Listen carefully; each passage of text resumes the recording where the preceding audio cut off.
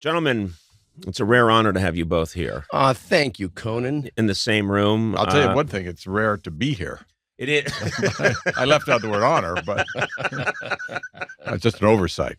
Just before we started recording, Marty, you verbally assaulted me. You said, No. I said it with love that to me, when I see you, you look like someone freeze-dried Prince Harry. That's all I said.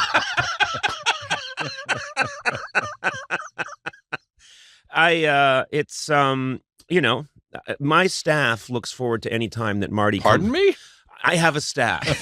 Wow. It gets what kind of podcast is this? Well, it's very lucrative, no I guess. It for gets someone. smaller every year, Yeah. but fans of my show, and yes, there are fans of the work that I've done in the past. Let's not have any mock surprise about that. But they have put together a mashup of Marty coming on the show and ripping me apart, and it is wildly popular. Oh, really? Oh, yes, it is. It is wildly popular, and it delights my writers to the point where the last time when we were wrapping up the late night show, a epic 28-year run, thank you, I'm driving to one of the last episodes that Marty's going to do, and he did an extremely funny bit on it, and I'm driving to the theater, and I look down and I realize I'm doing something I rarely do, which is wear shorts. And immediately I thought, I'm driving towards the Largo Theater, and I thought, fuck, Marty, who's on today? Marty's on today. And I knew that he would destroy me. And sure enough, you come in and hello, everybody. And then I see those two eyes dart over, and they see my freckled legs bare. And it began, and it was... Well, it was quite a sight. It was absolutely a terrifying sight. And you couldn't, because normally you can't see where the stilts are attached, but you could that day. The shorts revealed way too much. Oh, and they were short shorts. Yeah. They were Oh. 1970s. Yeah, Joey Heatherton kind of like you were entertaining the troops. But the writers were so happy. And then, of course, the line that you said it on late night, and it's lived forever, which is, well, you'll do it better than I, but it was, Conan, whatever you're doing to your face, I say 20% more and then stop. Which is mean in 9 And different... yet it's a love letter. It's a combo. It's a combo of energy. I love it's also done with care. Yes. You're worried about me. Yeah. A little more, about 20% more. Now I feel like I have to put you down, and I've got nothing. No, you don't. You don't, because you're Steve. Oh. Help. Line. Well, I don't want to embarrass either of you, so I won't mention that you are just two of my absolute comedy heroes. I'm sure you hear that kind of thing all the time, and it bores you. But one of the pleasures of my life, and I'm not kidding, was when you asked me to do a cameo in your show, your live show, Caesar's Palace in Las Vegas. And I was outside my body getting to be on a stage with you guys. It made me so happy, so legitimately, sincerely happy. You killed. I remember he did recall. kill. I mean, we learned a lesson because you showed up with writers. One writer. I can't afford two. I showed up with my... Well, you're a writer. Yeah. So Oh, that's there you true. go. Yeah, that's true. Well, I suppose I am. No, and Matt, he's Matt O'Brien, no relation, but I only hire O'Briens. course. And he idolizes you both as well, and he was just in heaven. And then but I thought, yeah, come along with me and help me tweak a few things, because I really wanted it to be better than what I could It do was. alone. It was inspiring. And we've had people show up with nothing, no writers, and they did way better, by the way. And then I heard you guys later bumped into Letterman, and he was like, Conan brought a writer? No, because Dave did it as well one Yeah. night. Yeah, in What Texas. was the line? You were sitting off stage with Dave, and he looked, what was it? You were sitting off stage waiting for him to Yeah. come on, and he looked kind of morose. Mm-hmm. This sounds like Dave so far. They edit, by the way. He had Okay. no. He had not at all. No, an editor costs money as well. Everything is in. No, but it was fantastic. It was. But I remember you were saying that Dave was he had been off the air for just a little bit, and then of course he always does the thing where he's horrified that if I go on stage, it'll just be awful. Yeah. And I'm like, you're David Letterman. What do you but he's done it. And of course the place goes nuts. Yes. And then afterwards he still has a negative feeling about it. Even though he killed. But he had only been off a few, I think this was like in June, and he'd left 6 weeks before. Right, exactly. But his personality is always, he came by, and which meant a lot to me, did a cameo on Late Night, which was his old studio, and he came by, and of course his attitude was, well, they're just going to hate me. I know. Well, there's an event. How will they know who I am? Will you say my name before I come out? There's a self-defense mechanism in being overly paranoid, and then when you get a little cheer when you come out, you go, oh, I was wrong. Yes. I'm familiar with that. Except with Marty. Yeah, I think with me. Yes, I think, I think it's kept me out of the big money, not having that attitude of just kind of going, oh, you don't like me? Well, I don't like you either. But good night. Yeah. It is a little. No, he does have that attitude. I'm the insecure, shaking one. And he says, I don't give a fuck. Right. They're going to love me. Well, if they don't, guess what? If I had dinner with them, I'd be bored. That's how I approach it. Oh, yeah. Well, often that was your opening line, though. It was, and I didn't know why it didn't play. And who are you people? No one's bathed, obviously. Good night. Where's my big money? Why didn't I get the big money? Why don't they like me? They don't never hire me again. I was, so I got to see your show, and I was so impressed with how you guys worked it out. And even though you both knew the show so well, you had a rehearsal, and you were still working so hard to make sure that it went perfectly at rehearsal. And I thought, there are no accidents. Like, people that are good, in my opinion, there is talented, but there is talent, but then there's just this just mad desire to get it perfectly right, and it never goes away. Well, I always think that. By the way, I'm here too. Go ahead. Oh, so did you just sneak into this chair? I did. No, but I'm always amazed I feel like should I start raising my hand?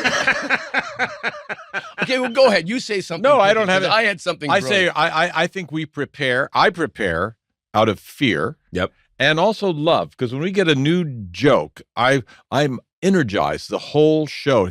I cannot. It's true. Wait to get to this joke. And often they don't work. In fact, here's an example, because I thought. Let me just say, when they don't work, I am like either on stage or in the wings, I go hysterical. Yes. Because he's been so excited all day about this. Go ahead. I had a joke the other night. I thought, when I introduced Marty, I thought, oh, this is really going to work. Right. And then we're going to analyze why it didn't work afterwards. Yes. But I said, and this man, he's done live television, he's been in film, and he's done Broadway, and truly, he is a master of the toxic workplace environment. And it was just sort of like, and I realized later it's had too many words in it. Yeah. No, I don't or think it needed to be more of like a casual throwaway in the middle of our chat. Inside toxic. You had to have just read the story about that talk show. Oh, you mean lady. Be Alive? No. I don't think everyone is following, Variety. Everybody and knows about a toxic workplace environment. Obviously We're in one not, right now. Because you got nothing on the joke. Yeah. Remember that part? I mean, Conan's shorts represent a toxic workplace environment. Absolutely, for the crew. Yeah. Oh, we settled out of court. I made the mistake the other day of wearing shorts because it was so hot, and we were taping the show. Martin Short was the guest, and he came out during rehearsal, and I wish you had been there for this, Sona, because he is one of the best insult comedians of all time. And we weren't even rolling tape or anything. And he just told, in 2 minutes, 155 cruel jokes about my legs and me wearing shorts. And I mean, I can't even remember most of them because it was like a machine gun, and everyone the crew, everybody Oh, man. was howling and laughing at me. Now, so you're off to summer camp. Is that the idea, you know? I'm going to go to summer camp. Is that? Well, I hope you have a good time, you know. And then, now is that, those freckles, they're benign. Are they benign? Have they been checked? And just wang, wang, wang, wang, wang. Oh, man. And of course, I maintain he's, funniest human being on this spinning globe. He's hilarious, but merciless. And I remembered thinking, it's the one time I wore shorts and I'm never wearing them again. Okay. I don't care if it's... So he hurt your feelings a little bit. No, It's okay if he did. No, it just... like, he found the vulnerability. I must immediately seal the vulnerability. You know, it's like when they built the second Death Star, they didn't build the same vulnerability again, did they, Matt? Yeah, they did. Oh, did they? Oh. Yeah, it was worse. Oh. I'm sorry. I mean, I should have yes-anded, but yeah. They did? Well, yeah, instead of just a thermal exhaust port, you could fly a full couple of ships in there and get it this time. I didn't realize that. I can't remember it. I thought it blew up. I can't remember why it blew up in the But I second get what one. you're saying. I think like one time I wore a sweater with a collar on it and you lit into me and I was like, I'm never wearing that again. Why did you have that sweater? Conan. No, I'm just... What do you mean? It's Why a did he have common that sweater? What he just wanted? Why do you have shorts? Well, everyone has shorts. Yeah, but come on. You know you're going to get made fun of. Right. It's true. Here's the thing. You make fun of yourself. You're the one who always says how like pale your skin is, how many freckles you have, how freakishly long your legs are. I had a memory in camp. I was in summer camp in Freedom, New Hampshire. The year was 1974, I think. And I'll never forget, the food wasn't great on this camping trip. And I remember someone lopped off a giant slice of Spam and dropped it into a frying pan. Oh. And I looked at it, and then I looked at my legs and realized that they look exactly the same. If you want to know what my bare flesh looks like, open any can of Spam from like the 1940s. Oh. I've and heard look you at reference Spam for your flesh before, but I didn't realize there was an actual origin story to it. Yeah, there was an origin story. I remember looking at it and then looking at my leg and being really bummed out. And then taking a bite out of my leg and realizing it tastes very similar to Spam. I'm not saying this to make fun of you, but I just thought that during the summer, especially when it's really hot, you have to be covered like head to toe. To wear a hat and like long pants and like UV protection shirts, which I didn't even know existed until I started working for you. And bought them in bulk. I do have UV protection shirts stashed everywhere. Yeah. The way an alcoholic hides bottles, I have UV protection shirt stashed. So you know, in any after school movie or whatever, when they depict someone who's got a drinking problem, you know, it's always someone opens a closet or something and there's all these empty vodka bottles. That's what it's like for me. But it's cut off sleeves. It's just the sleeve that comes up that you can buy from some company. And they're called like gloody doodies. And you pull them on and they cover just your sleeves. Gloody doody. And I've got all those loose fitting shirts that all those companies make. Yeah. And I've got SPF 50 stashed everywhere. I know. It's not your fault. It's not my fault. God fault. did it to me. A cruel God. A very cruel God. This episode of Conan O'Brien Needs a Friend is sponsored by Macy's. Let's introduce the man of the hour, Mr. Conan O'Brien. Hey, how are you? Wow. Well, that woo was sad. No, that was too much. You got to try and get it a little bit in the middle. Not there. Let's stop with the woos. This is the smallest crowd I've ever played. But I know there are people. Oh, there you are. Good. Hi. Nice to see you. You're behind glass. This is like they're testing a product, and these are people watching. Blay, you introduced me. I didn't know I was being introduced. I was as far away from you. There's a hallway outside here at SXM that goes, it's like 150 yards, and I was way down there talking to our guest when I heard, Conan O'Brien! So I ran like a madman to get here, and that's why I've had a heart attack. Now listen. We're going to have a wonderful, wonderful show. Thank you for being here. How did you all get here, by the way? Love the shirt.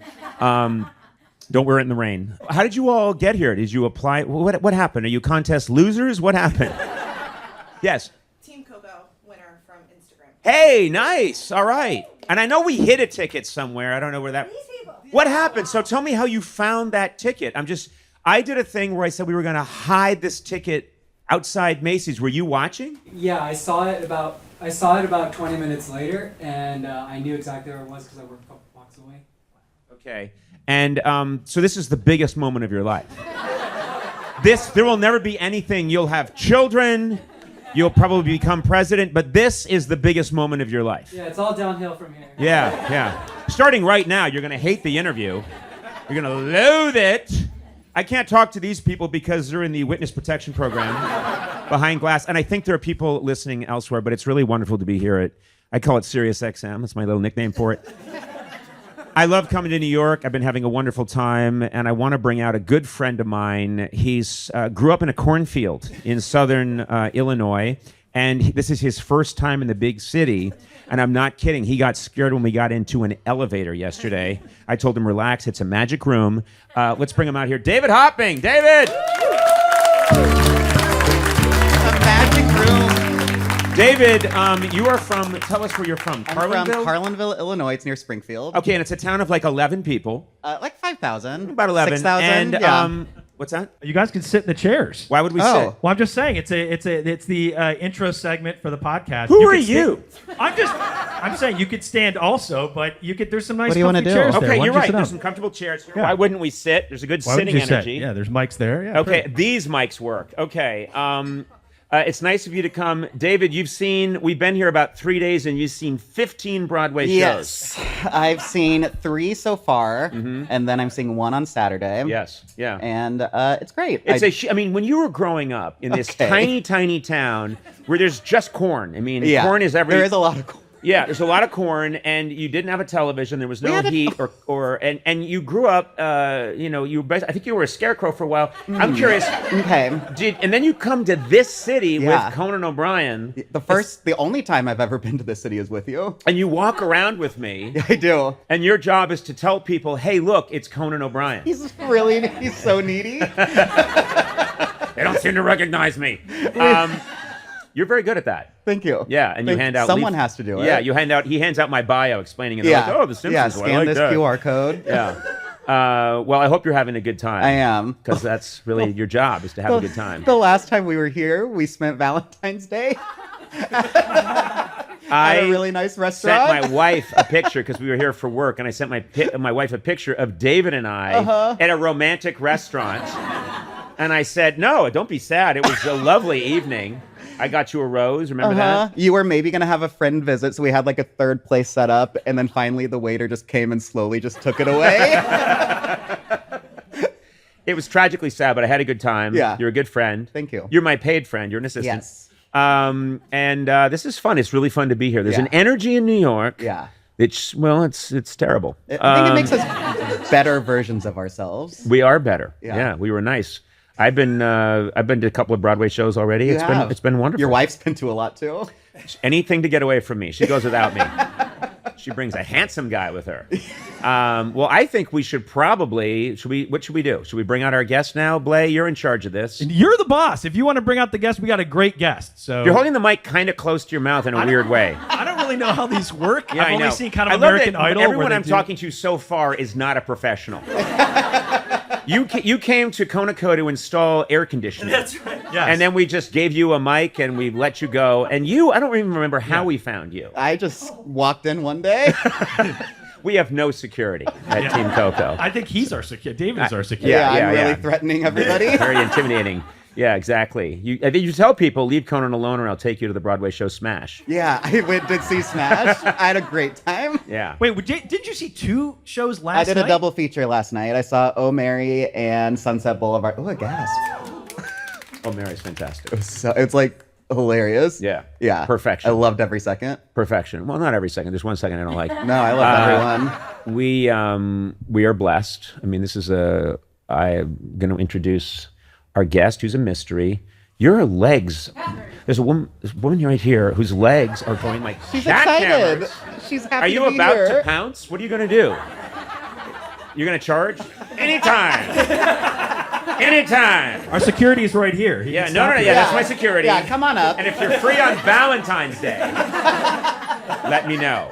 And we'll, What an interesting thing to say. I have this. I introduce guests, and sometimes I say, "Oh, I really love this person," and I really don't. But this person is one of my favorite people of all time. Has been since I was a young man. He's much older than me, but I'm just.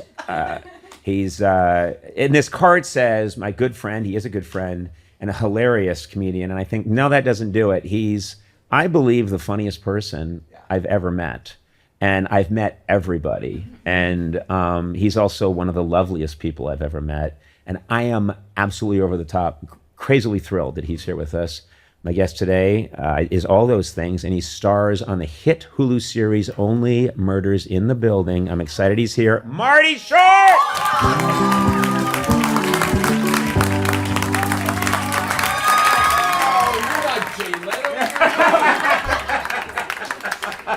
Oh my Sorry God. to disappoint. Hi, I'm Martin Short, and I feel duped being Conan O'Brien's friend. I love this man. Marty, I have to tell you, this woman right here, she did this. I'm going to recreate what she just did. She went, "Oh my God!" She's losing it right now. Oh no, it's just me. Hi, everyone. Yeah, these are microphones, Marty. They go a little closer. Yeah. That's okay. That's all right. Well, Conan, Diddy, Jeffrey Epstein O'Brien, it is a thrill to see you. Yes, lovely to. I can't believe you, because I would assume you'd be hopping a flight to Washington for the big parade tomorrow. I'm a big fan, you know. I know wanna you be are. there to support. It must have been so weird for you, that whole Elon Trump fight. It's like kind of your Sophie's choice. Who do you pick? I love them both. They're so good. They're wonderful. They're so wise. I meant everything I said in my interview, very in my pre-interview, in my intro, if you will. And You tell me if you'd had a stroke. I just had one right there. Yeah. Massive stroke, cerebral event, I like to call it. You've just. This gentleman, I first started watching him on SCTV when I was, I want to say 14 years old, 15 years old. And you and your cohorts, and I thought, oh, I didn't think anything could be this funny. I thought funny was, and I'd been watching SNL for a couple of years when SCTV, when I saw that for the first time, and I thought, oh, this is an Oppenheimer moment for me. Like, this is a new level of funny, and I still feel that way. And you have said that SCTV, you think, is maybe, despite all of your crazy success, might be the purest reflection of your craft. You think that's it? I think it was true, because it was so ideally done. You know, you would write for 6 weeks with people that you had known and worked with for 10 and 12 and 15 years at that point. You guys all knew each other. You had all I been went to university with Eugene Levy and Dave Thomas. Right. You know, Andrea Martin is my sister-in-law. Yeah. You know, there was I knew Catherine O'Hara since she was 18, I first met her. And so we all loved each other. You would write for 6 weeks. You would shoot with no audience so that no one was telling you, oh, I know you thought that was funny, but we're saying it's not funny. Yeah. We just went with our instinct of what was funny. And because we were on so late and we were never that big a hit, NBC really didn't care about us. So we were on it. So we didn't have Been there, done that.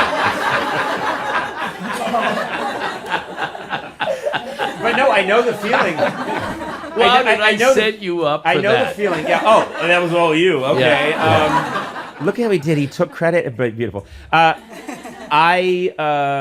know what you're talking about when the essence to me of the best comedy is when you're making yourself and your friends happy, and then other people pick up on that, and your attitude is, look, this is what we're giving you. This is what we believe in.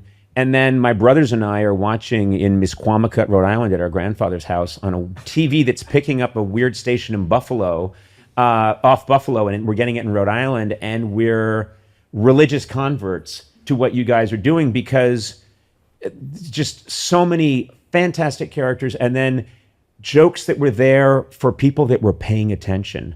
And I think now it was like comedy for the internet years and years before the internet, because you're putting a little Easter egg in there, and you guys are saying, hey, if you get this, fantastic. If you don't, you don't. Oh, and also there were, I mean, and I can speak objectively about SCTV because I joined it late. So, I mean, they had already won Emmys by the time I joined.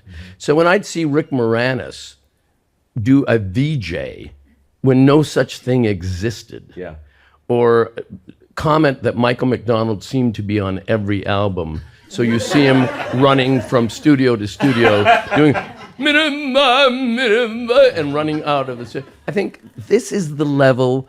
Who makes these observations that I might have thought about in the best moments of my day? You know. So listen, it was just an honor and thrill. But it was.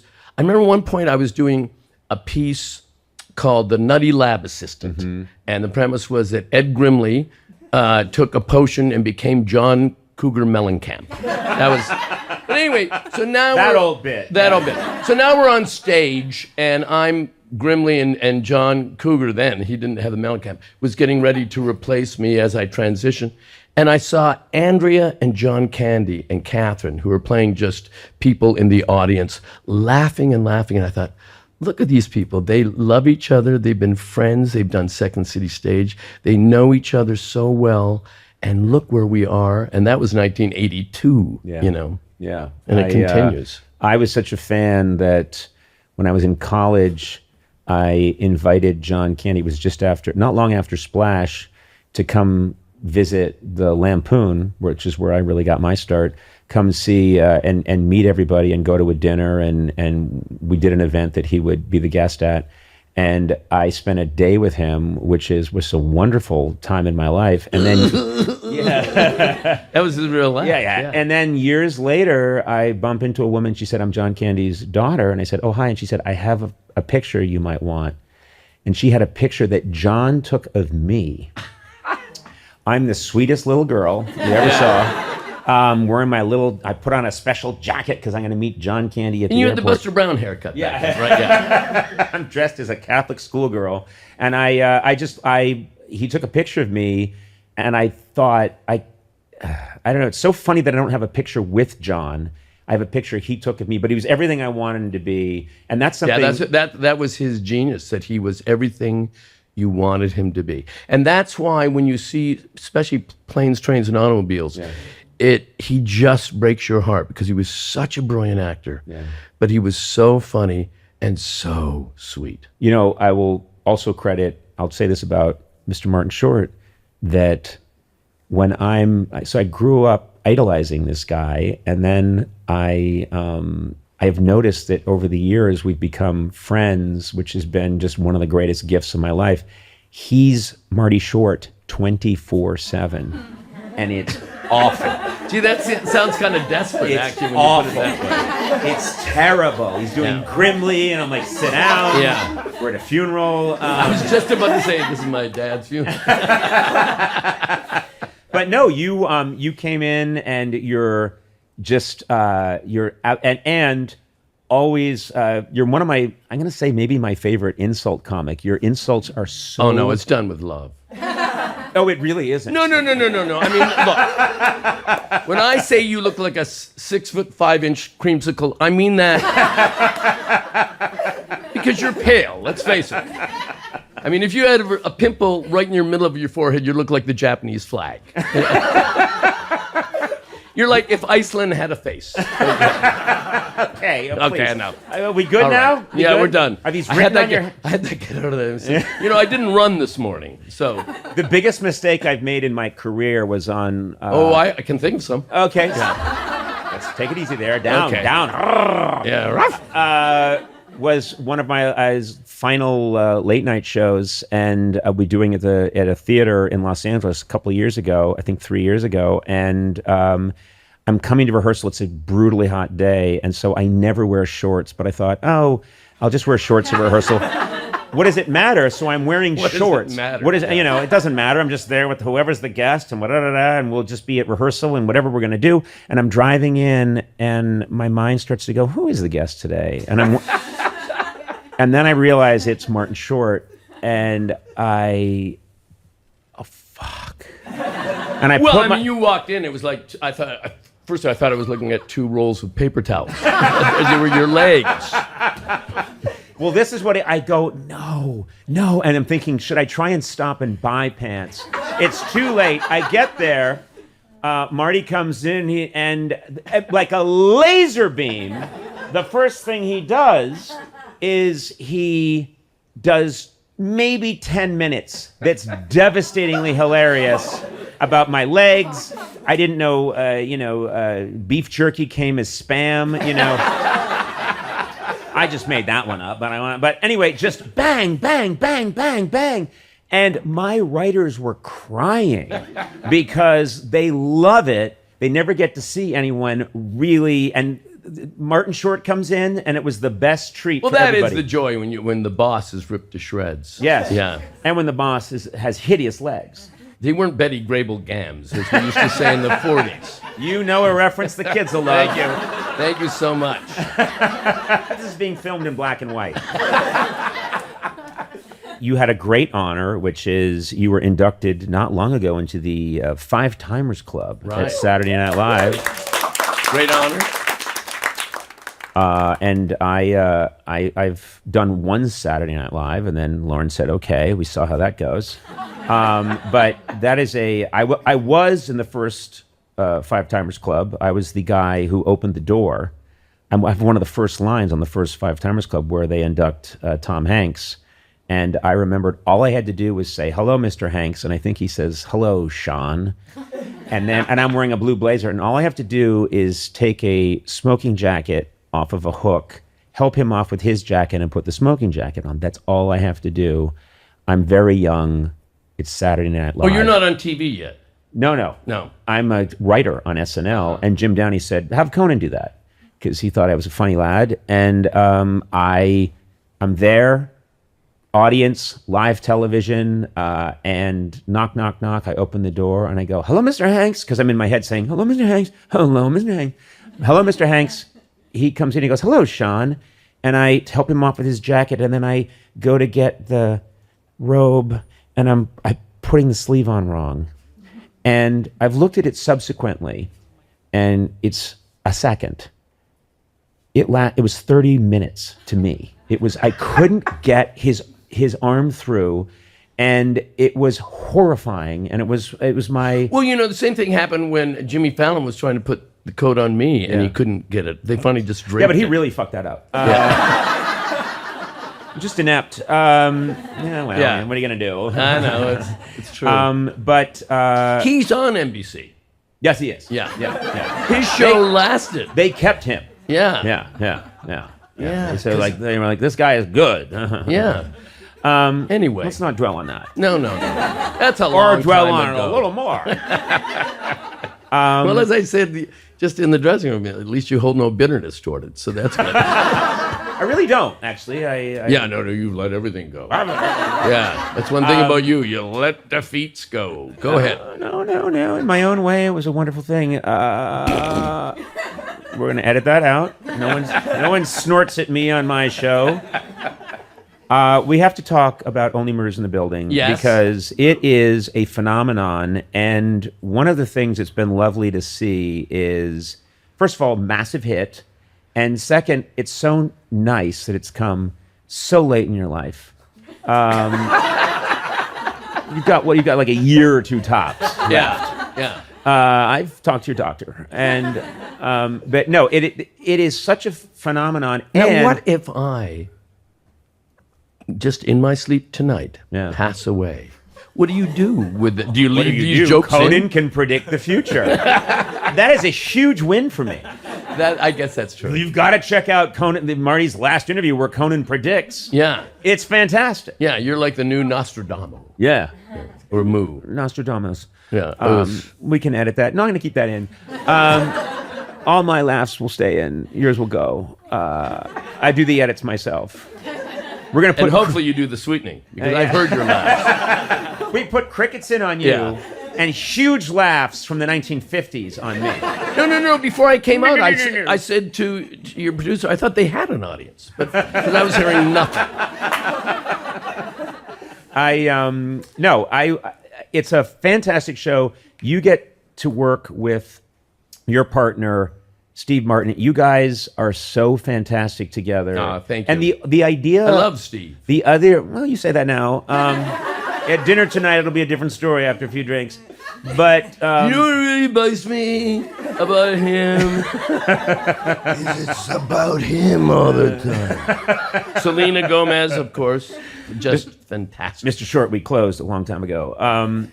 They're literally putting your chair on top of the table. But there's this old. It used to be a classic form in television was the double act, the two-hander. And then I think it kind of went away and you guys brought it back. And to watch you two, as funny as you are separately, to watch you two work together and switch off. When you guys hosted SNL together, I contacted you right afterwards and I said, that is the best SNL monologue I think I've ever seen. Thank you. It was absolute comedy masterclass. I think you two were reading, you have an amazing bit where you say, we do each other's eulogies. We do each other's eulogies, and I think, is it your line or Steve's, which is, wow, I thought there'd be more people here. That was Steve's. That's Steve's to you, and it is, first of all. Mine is, there's so many wonderful things I could say about Steve Martin, but this hardly seems the time nor the place. But watching you guys, and you were, one of the big thrills of my life was you once asked me to do a guest hosting thing at your live show. And I'm calling my brothers saying, I'm going to Las Vegas to be on stage at Caesar's Palace with Steve Martin and, Martin Short. Yeah, thank you. And they, that's what it means to me. And but I got to sit in at rehearsal and watch you two work together, and that was like everyone should see that, because I don't know anyone who, the two people who prepare more than anybody in the business are Steve Martin and Marty Short. Over the years, you did my show I think 25 times. 23 are okay, and then there's 2 that were really fun, really good. But no, you were on 25 times, and every time he did it, you would keep calling back, second producer, okay, send me the latest draft, working. And then you would come out, and it's a Swiss watch, and a lot of young people ask me, how can I avoid what you did? But no, a lot of young people ask me, what do I do? And I say, if you work hard and you really prepare, that's part of it. Clearly, you're crazy off the charts talented. But I think that the whole approach that I've always done in every element of show business is prepare so much that no matter what happens, you can go home that night and toast yourself with a glass of champagne and say, I did everything I could. I can't help it if Conan's a stiff. I can't. But even when you're... So what I do is I over-prepare, and then I go out kind of gunning for bear, knowing, I've done everything I can do. Truthfully, the host might be off, you might hiccup, the audience might be, but there's nothing more you could have done. Yeah. And I even do that in movies. Sometimes you're doing a movie and you realize the director is not that great. And so what I do is I make the crew and the cast love me so that everyone loves me. And then I can go up to the director and say, can I have a freedom take? Can I have one more take? And should we give Marty a freedom take? And they all love Marty, so yes. And then I can do it faster and slower and improvise. And then I can go home and say, that moron will pick the wrong take. But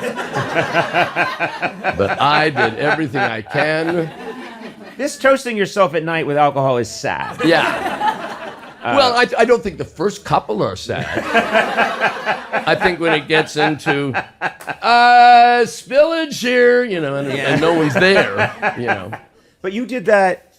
I saw you did it on our show. You've always left nothing to chance, and you're thinking about it.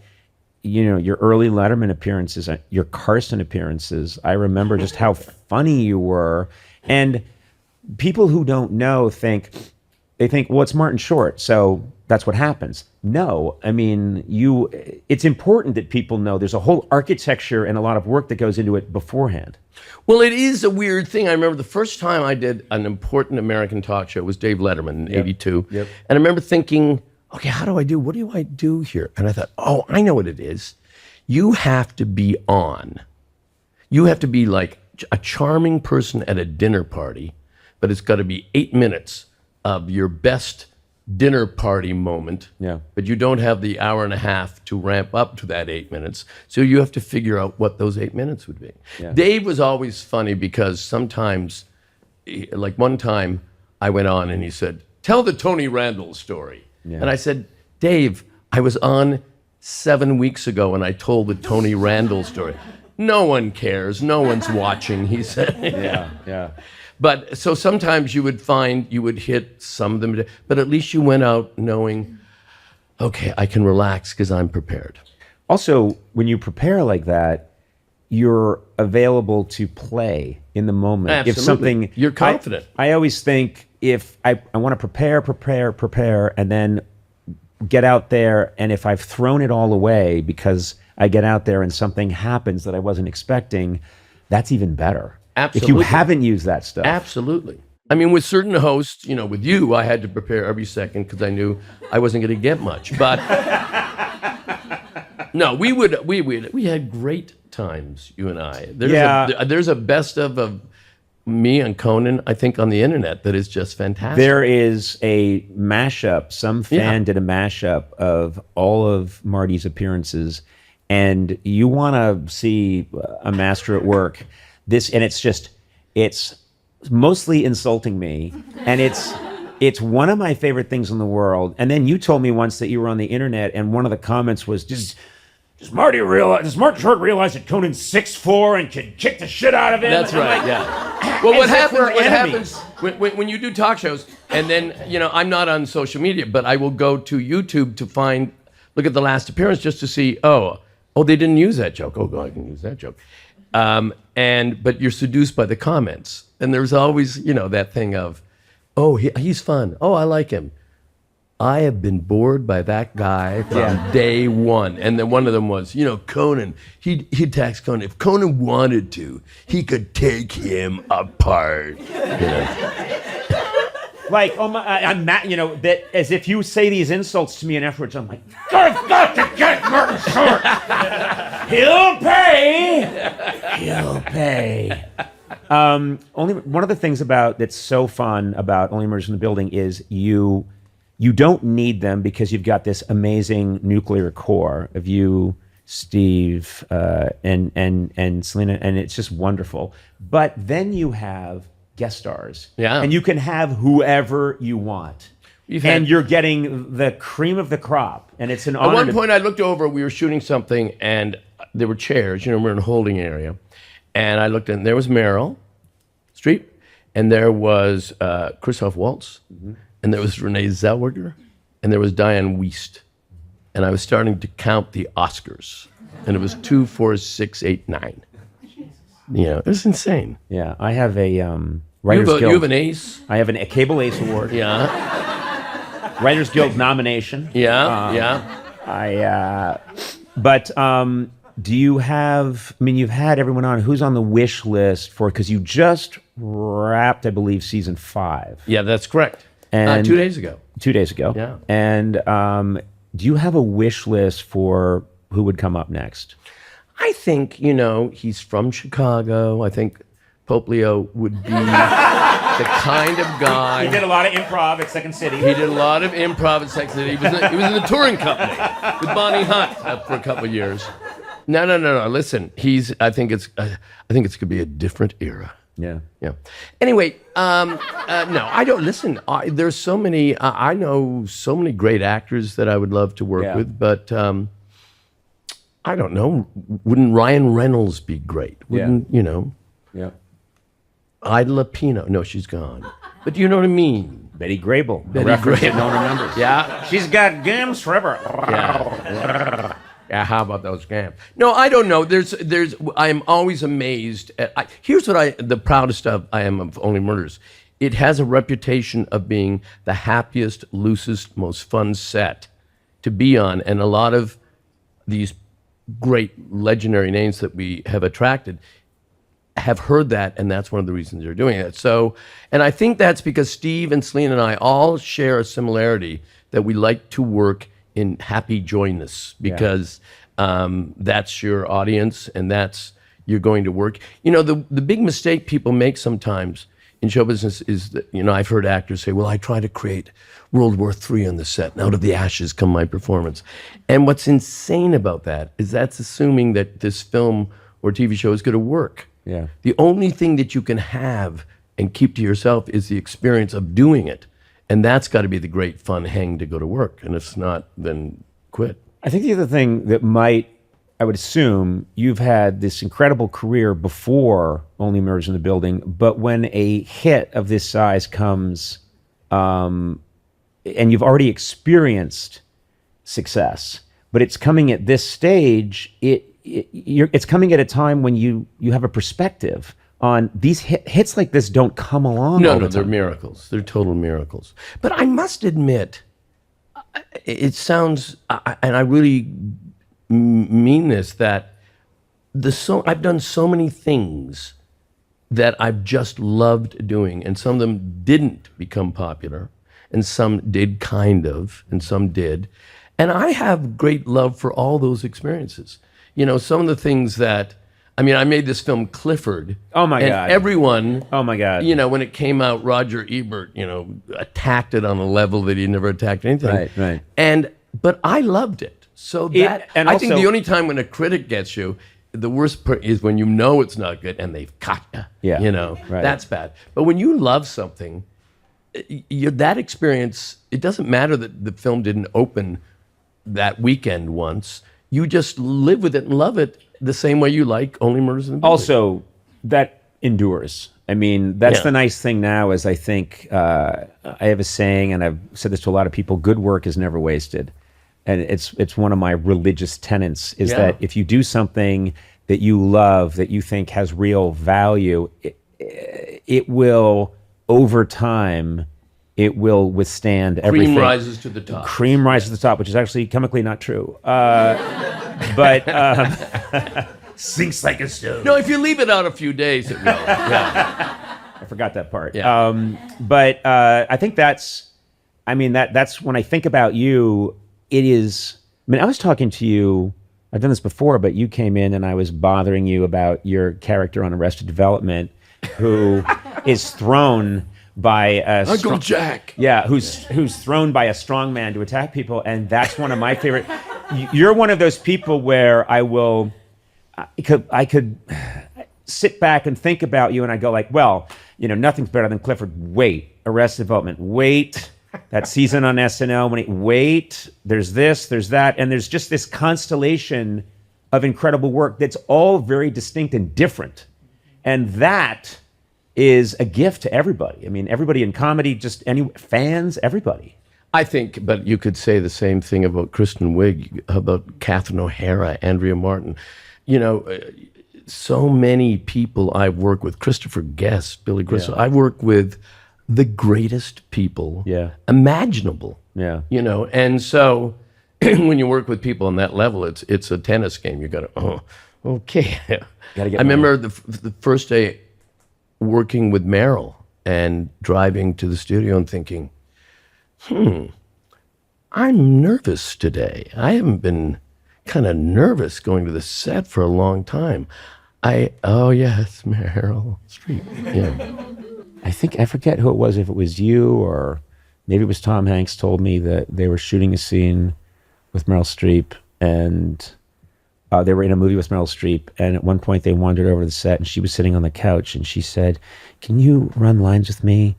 And I think it was Tom Hanks said, Meryl Streep has to like go over the lines. He just thought that she was so amazing, this oracle. He said he was relieved to know that she was nervous. She was looking. Absolutely. So the first scene we shot in Only Murders was a scene where we're at the piano and we're kind of flirting a little bit, and the first shot setup is over her to me, so it's pressure's on me. And then we break down so that they can reverse the cameras and do her side. And we go into holding area, and she just says, okay, nerves to half. And I go, wait a second, I was nervous. You can't be nervous. This is this fallacy that you were terrified backstage before we did this. Terrified. I know. Well, I mean, first of all, and oh God, I hate people who criticize other people. But your breath was not pristine. My breath was not pristine. It was like the breath of a cougar, really. No. So I do relax completely with you. Yeah. And I shouldn't, but I do. you shouldn't, but No. there is a, this is different. Stakes, I remember the first time we had a dinner with you and Liza. Manelli. His wife Liza. And she had just had a baby. Might have been Nev. It was my daughter Nev, yeah. And it was 2006. I know dates like Rain Man. It's 2006. October. And it was Pa Schaefer, Yeah. my wife Nancy, Yeah. me, and you. And I'd done your show, and that was planned. The first time we had dinner, and Liza wasn't going to come because she just had the baby. Right. But she decided to An come. hour before. She decided to come. And then at one point she said, I don't know if I'm hallucinating this table or if it exists. Yeah. She was, and I think she was wearing one of one kind of shoe and another of another That's kind right. of shoe. And but that was 2006. Yes. I was on Broadway doing a show. Yes, yeah. You were doing Gypsy, I believe. Yes. You were Gypsy Rose. Why did they do it? I had a dream. No, I mean, I have that feeling still. I think it's a wonderful thing not to be jaded. And I have that still. If I have it today when I'm getting lots of makeup on to cover my eye vein. He had so much makeup, and it's frustrating for her because he smiled and a hunk fell off, and they had to get spackle in. Yeah. But and then you walk in, and I go, oh, it's Marty, and but seriously, after all this time, No, you don't. No, I am very in touch with the Conan who was 15, 16, 17, in my 20s, 30s. I'm in touch with that guy. Well, I think think that's very true. I think that it's who was famous and meant something to you, whether it's sports or entertainment, when you were 12 and 13. Yes. Those are, I remember, after I was on Saturday Night Live and I was early in the movies, and Chris Guest and Jamie Curtis are friends of mine, and she was having a birthday for her 3-year-old daughter. So this is like, I don't know, 89 or something. And out of the kitchen comes Tony Curtis. And he looks like Tony Curtis. Yeah. And my favorite film was Some Like It Hot. Yeah, oh my God. And it's yeah. Tony, and it didn't matter. Tom Cruise, it wouldn't have mattered. But I like Tom Cruise. I'm just saying that. No, it's a different thing. It's when I was 12 and 13. Yeah. Tony Curtis. Yeah. I used to have that about, we would get A-list movie stars on the show, and then occasionally we'd get someone like Don Knotts. Now, Absolutely. I grew up watching Don Knotts. I remembered one of my earliest memories is my mom would turn on the TV and leave for a couple of weeks, and I would watch the Andy Griffith Show. Yeah. And Don Knotts is brilliant, and then The Incredible Mr. Limpet and all those movies in the 60s. And he came on the show, and that meant the world to me. And it didn't matter. Totally agree. So that was because I connected to him through the TV screen. And that's my situation with you. Don Knotts was probably one of the biggest influences in my life because I, again, loved Andy of Mayberry when I was a kid. Little Ronnie Howard was on it. But what I loved about Don Knotts was the complete commitment to doing a character. Yes. And the one thing that I think is the secret to doing any character, whether you're even in a sketch or a movie like Father of the Bride or something, if it looks like you're trying to be funny, it won't be funny. Yeah. But if you make the audience believe that this person truly exists with all his foibles and insecurities, because this is what life is. You go to the cleaners and, I couldn't get the day out, Mr. Short. that guy exists. He's not trying to be a character. Right. He's a real person. I was sitting in the audience on the SNL 50th. You were brilliant. Steve was brilliant. Everybody, I thought it was a wonderful show. I loved it. The thing that fascinated me the most was watching Eddie Murphy, because I've met Eddie a couple of times. I don't know him well, but he's so supremely talented. And watching him, he did this Scared Straight sketch, and watching him come out, and he's not in character, he's not in character, he's not in character, he's not in character. And then they go 3, 2, and I saw him become completely his character. And then he did the same thing on the game show sketch where he becomes Tracy Morgan.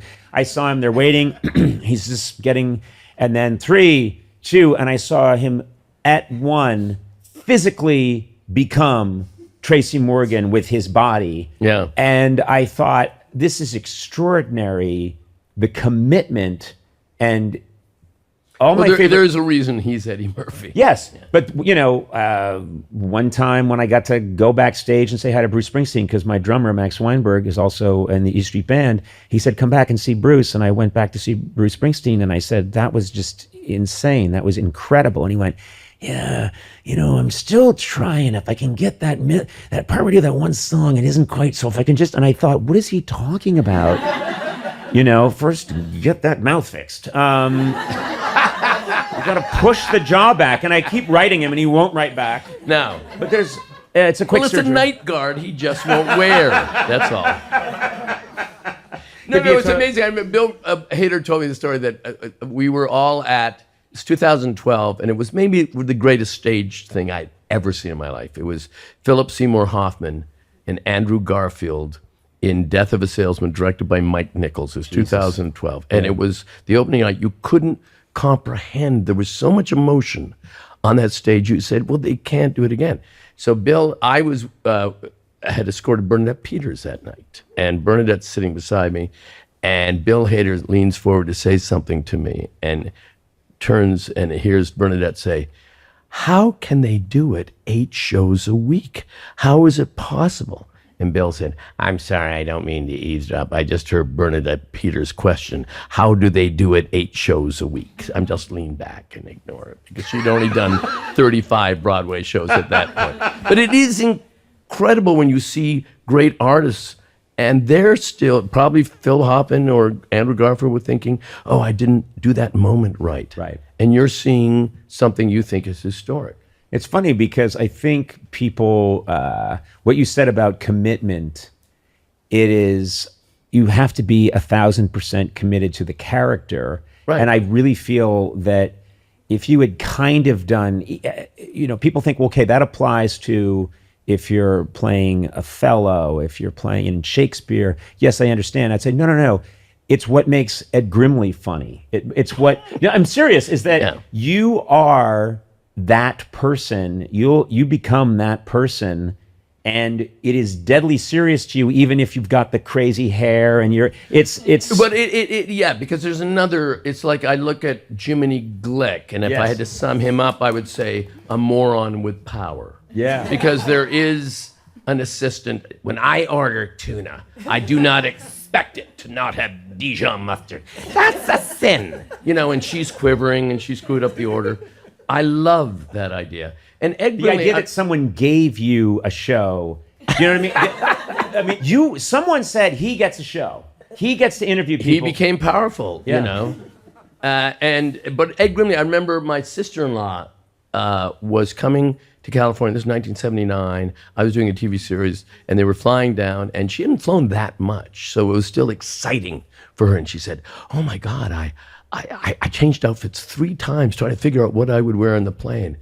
And I'd already become jaded enough that I thought, how adorable to be 28 and still that excited by life. Yeah. And that became an inspiration to Ed Grimley, because so that Ed in an Ed sketch would be, the phone would be ringing. He'd say, "Oh, the phone is ringing.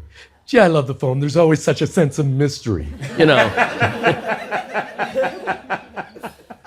And Glick's thing was he'd reprimand people and "I've had it with you." And you think, who this guy? That's why if I ever did something with Ed, I mean, with that, Jiminy Glick, I would like to do Mr. Glick Goes to Washington. The idea that Glick becomes a congressman from Louisiana, and he's now in and he's working on defense. I don't know what it means, but I'm going to read books tonight. In the current environment, it's Unless not, Lucy's on. It's not. You know.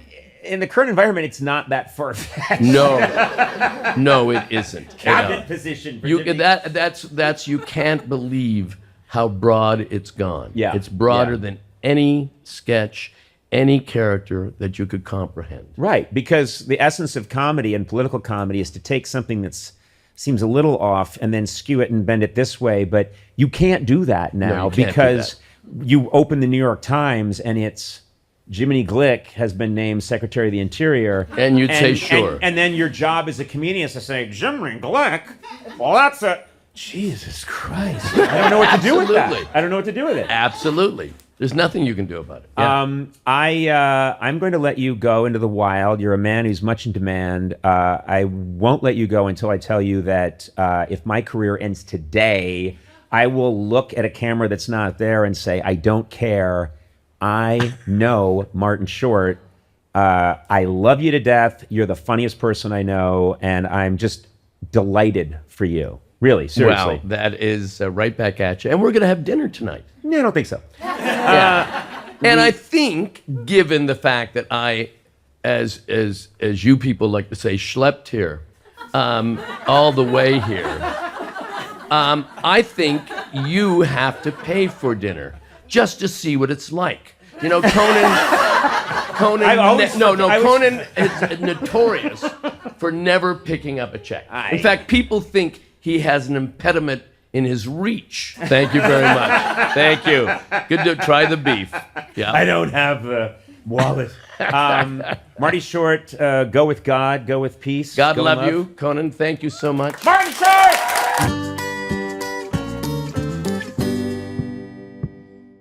Now we are going to take some questions from you, the crowd. Who's ready for some questions? And Conan, you could sit, you could stand if you want. Leave me alone. I was standing and you told me to sit. Well, now I'm sitting and you told me to stand. I'll sit right here. It's very comfortable. We're all just pals hanging out. Fantastic. So whoever has a question, raise your hand and Hopping will come get you and ask it. Oh, my goodness. Got this. Okay. Hey, my name is Allie. I am Hi, from Allie. Long How are you? Island. I'm nice great. to see you today. Nice to see you too. So I actually won through Team Coco on IG. That is why I'm here, so thank you. I just wanted to let you know that for my 17th birthday in 2003, you hosted my birthday party. What? I know, because me and this beautiful angel... Where did you get $500,000? Well, we'll talk about that later. I can help you out with that. I'm really curious. What happened? So my best friend, this is my best friend Jasmine, and I got on a train from Long Island and went to a taping of The Late Night for my 17th birthday. Oh, wow. Yeah, it was March 2003. It was Colin Quinn, the Donnas, and Adrian Brody. So he was starting his Oscar speech then? Yes, he was starting. He was And then we saw him finish it. Yes.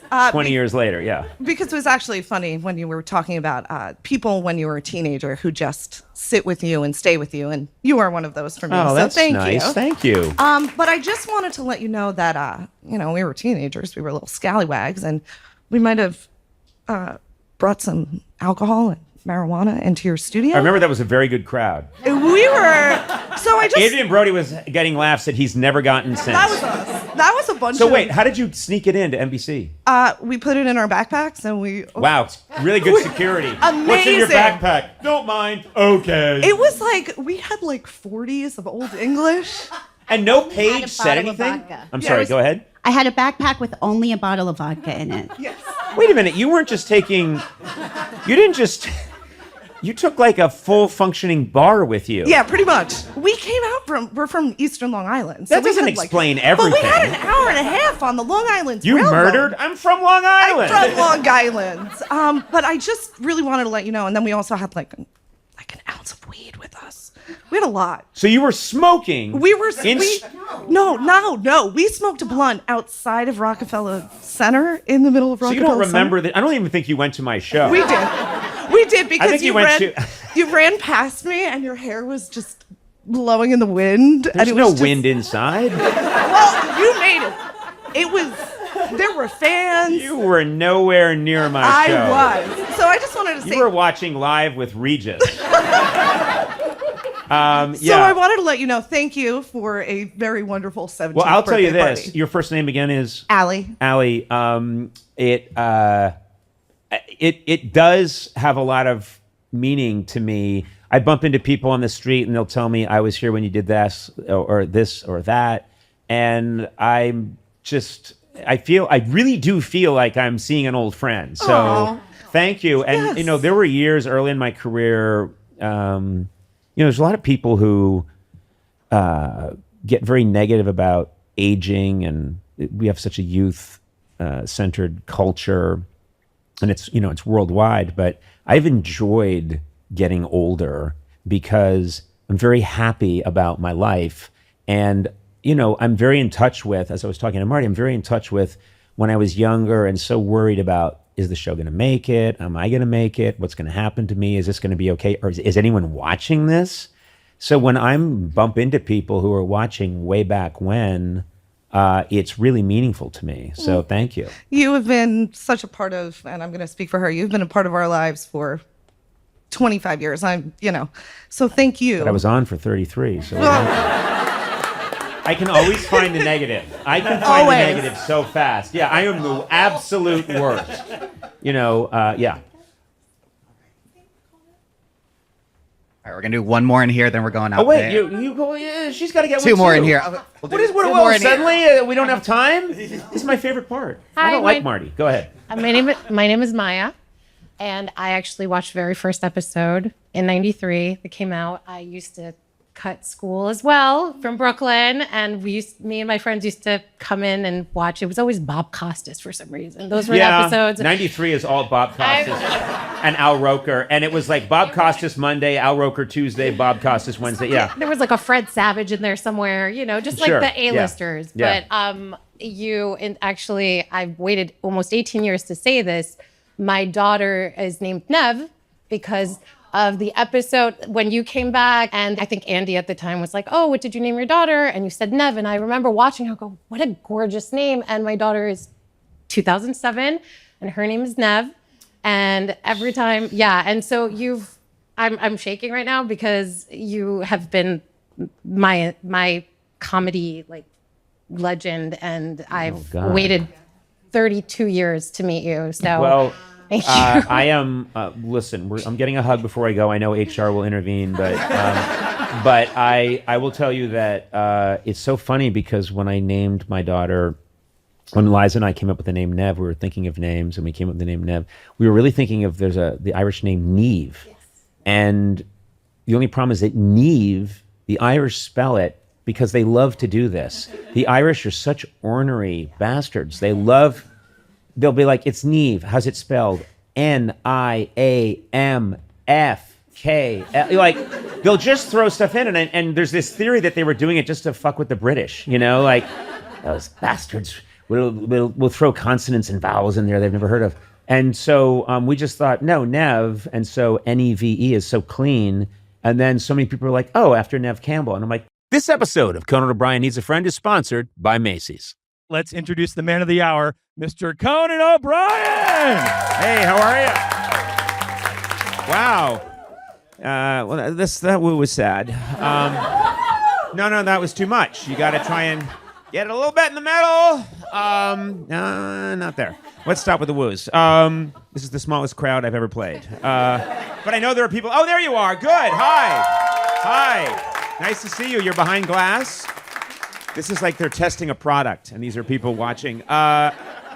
Blay, you introduced me. I didn't know I was being introduced. I was as far away from you. There's a hallway outside here at SXM that goes, it's like 150 yards, and I was way down there talking to our guest when I heard, Conan O'Brien! So I ran like a madman to get here, and that's why I've had a heart attack. Now listen. We're going to have a wonderful, wonderful show. Thank you for being here. How did you all get here, by the way? Love the shirt. Don't wear it in the rain. How did you all get here? Did you apply? What happened? Are you contest losers? What happened? Yes. Team Coco winner from Instagram. Hey, nice. All right. And I know we hid a ticket somewhere. I don't know where that. What happened? So tell me how you found that ticket. I did a thing where I said we were going to hide this ticket outside Macy's. Were you watching? Yeah, I saw it about 20 minutes later, and I knew exactly where it was because I worked a couple blocks away. Okay. And so this is the biggest moment of your life. There will never be anything. You'll have children. You'll probably become president, but this is the biggest moment of your life. Yeah, it's all downhill from here. Yeah. Starting right now, you're going to hate the interview. You're going to loathe it. I can't talk to these people because they're in the witness protection program behind glass, and I think there are people listening elsewhere, but it's really wonderful to be here I call it Sirius XM. That's my little nickname for it. I love coming to New York. I've been having a wonderful time, and I want to bring out a good friend of mine. He's grew up in a cornfield in southern Illinois, and this is his first time in the big city. And I'm not kidding. He got scared when we got into an elevator yesterday. I told him, relax, it's a magic room. Let's bring him out here. David Hopping. David! A magic room. David, you are from, tell us where you're from. I'm from Carlinville, Illinois. It's near Springfield. Okay, and it's a town of like 11 people. Like 5,000. About 11. 6,000, And, yeah. what's that? You guys can sit in the chairs. Why would we sit? Well, I'm just saying it's the intro segment for the podcast. Who are you? I'm saying you could stand also, but there's some nice What do you wanna comfy do? chairs there. Okay, Why you're don't you right. sit There's down? some comfortable chairs here. Yeah. Why wouldn't we sit? There's a good Why would sitting you sit? energy. Yeah, there's mics there. Yeah, Okay, perfect. these mics work. Okay. It's nice of you to come. David, we've been here about 3 days, and you've seen 15 Broadway shows. Yes. I've seen 3 so far, and then I'm seeing 1 on Saturday. Yes, yeah. And it's great. I mean, when you were growing up in this tiny, tiny town where there's just corn. I mean, corn is every... There is a lot of corn. Yeah, there's a lot of corn, and you didn't have a television. There was no heat, and you grew up. I think you were a scarecrow for a while. I'm curious. Okay. And then you come to this city with Conan O'Brien. The only time I've ever been to this city is with you. And you walk around with me. Yeah, I do. And your job is to tell people, "Hey, look, it's Conan O'Brien." He's so needy. They don't seem to recognize me. You're very good at that. Thank you. Yeah, and you hand out... Someone has to do it. Yeah, he hands out my bio explaining it. Yeah. Like, oh, The Simpsons. Yeah, Well, scan I like this that. QR code. Yeah. Well, I hope you're having a good time. I am. Because that's really your job, is to have a good time. The last time we were here, we spent Valentine's Day at a really nice restaurant. I sent my wife a picture because we were here for work, and I sent my wife a picture of David and I at a romantic restaurant. And I said, no, don't be sad. It was a lovely evening. I got you a rose. Remember that? You were maybe going to have a friend visit, so we had like a third place set up, and then finally the waiter just came and slowly just took it away.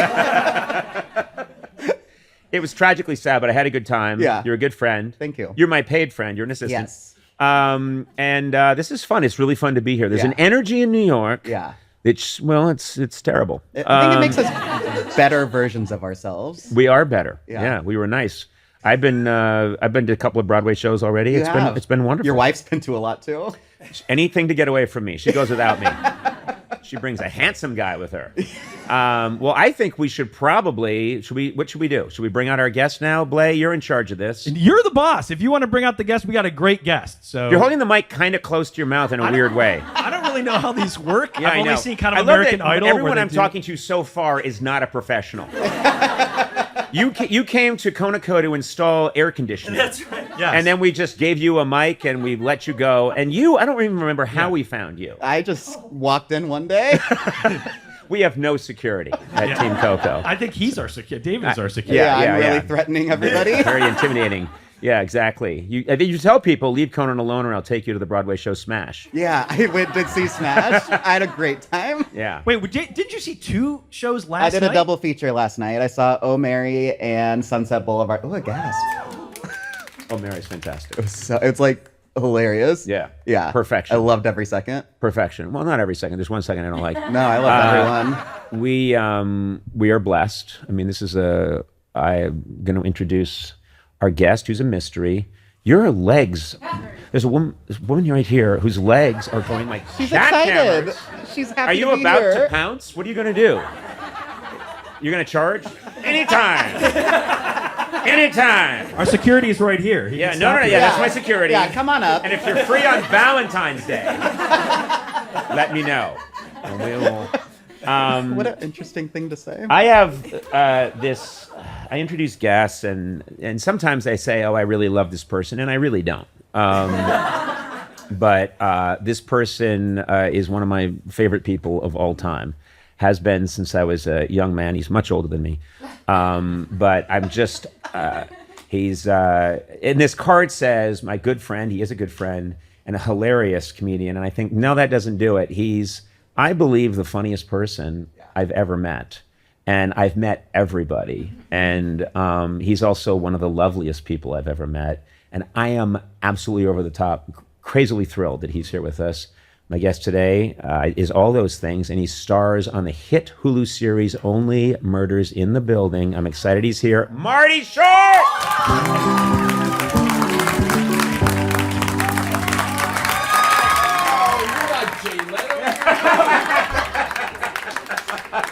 Oh my Sorry God. to disappoint. Hi, I'm Martin Short, and I feel duped being Conan O'Brien's friend.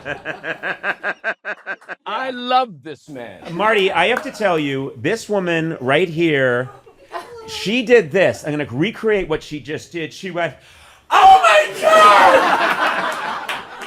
She's losing it right now. Oh no, it's just me. Hi, everyone. Yeah, these are microphones, Marty. They go a little closer. Yeah. Yeah, that's okay. That's all right. Well, Conan Diddy, Jeffrey Epstein O'Brien, it is a thrill to see you. Yes, lovely to. I can't believe you, because I would assume you'd be hopping a flight to Washington for the big parade tomorrow.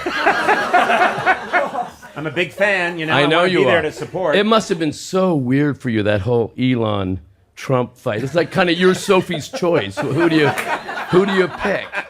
I love them both. They're so good. They're wonderful. They're so wise. I meant everything I said in my interview, very in my pre-interview, in my intro, if you will. And you tell me if you'd had a stroke. I just had one right there. Yeah. Massive stroke, cerebral event, I like to call it. This gentleman, I first started watching him on SCTV when I was, I want to say 14 years old, 15 years old. And you and your cohorts, and I thought, oh, I didn't think anything could be this funny. I thought funny was, and I'd been watching SNL for a couple of years when SCTV, when I saw that for the first time, and I thought, oh, this is an Oppenheimer moment for me. Like, this is a new level of funny, and I still feel that way. And you have said that SCTV, you think, is maybe, despite all of your crazy success, might be the purest reflection of your craft. You think that's it? I think it was true, because it was so ideally done. You know, you would write for 6 weeks with people that you had known and worked with for 10 and 12 and 15 years at that point. You guys all knew each other. I went to university with Eugene Levy and Dave Thomas. Right. You know, Andrea Martin is my sister-in-law. Yeah. You know, there was I knew Catherine O'Hara since she was 18, I first met her. And so we all loved each other. You would write for 6 weeks. You would shoot with no audience so that no one was telling you, oh, I know you thought that was funny, but we're saying it's not funny. Yeah. We just went with our instinct of what was funny. And because we were on so late and we were never that big a hit, NBC really didn't care about us. So we were on it. So we didn't have Been there, done that. But no, I know the feeling. Well, I set you up for I know that. the feeling. Yeah. Oh, and that was all you. Okay. Yeah. Look how he did. He took credit. But beautiful. I know what you're talking about when the essence to me of the best comedy is when you're making yourself and your friends happy, and then other people pick up on that, and your attitude is, look, this is what we're giving you. This is what we believe in.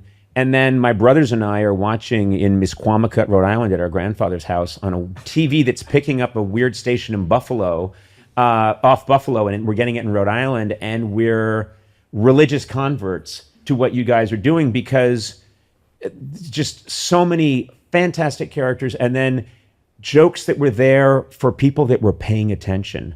And I think now it was like comedy for the internet years and years before the internet, because you're putting a little Easter egg in there, and you guys are saying, hey, if you get this, fantastic. If you don't, you don't. Oh, and also there were, I mean, and I can speak objectively about SCTV because I joined it late. So, I mean, they had already won Emmys by the time I joined.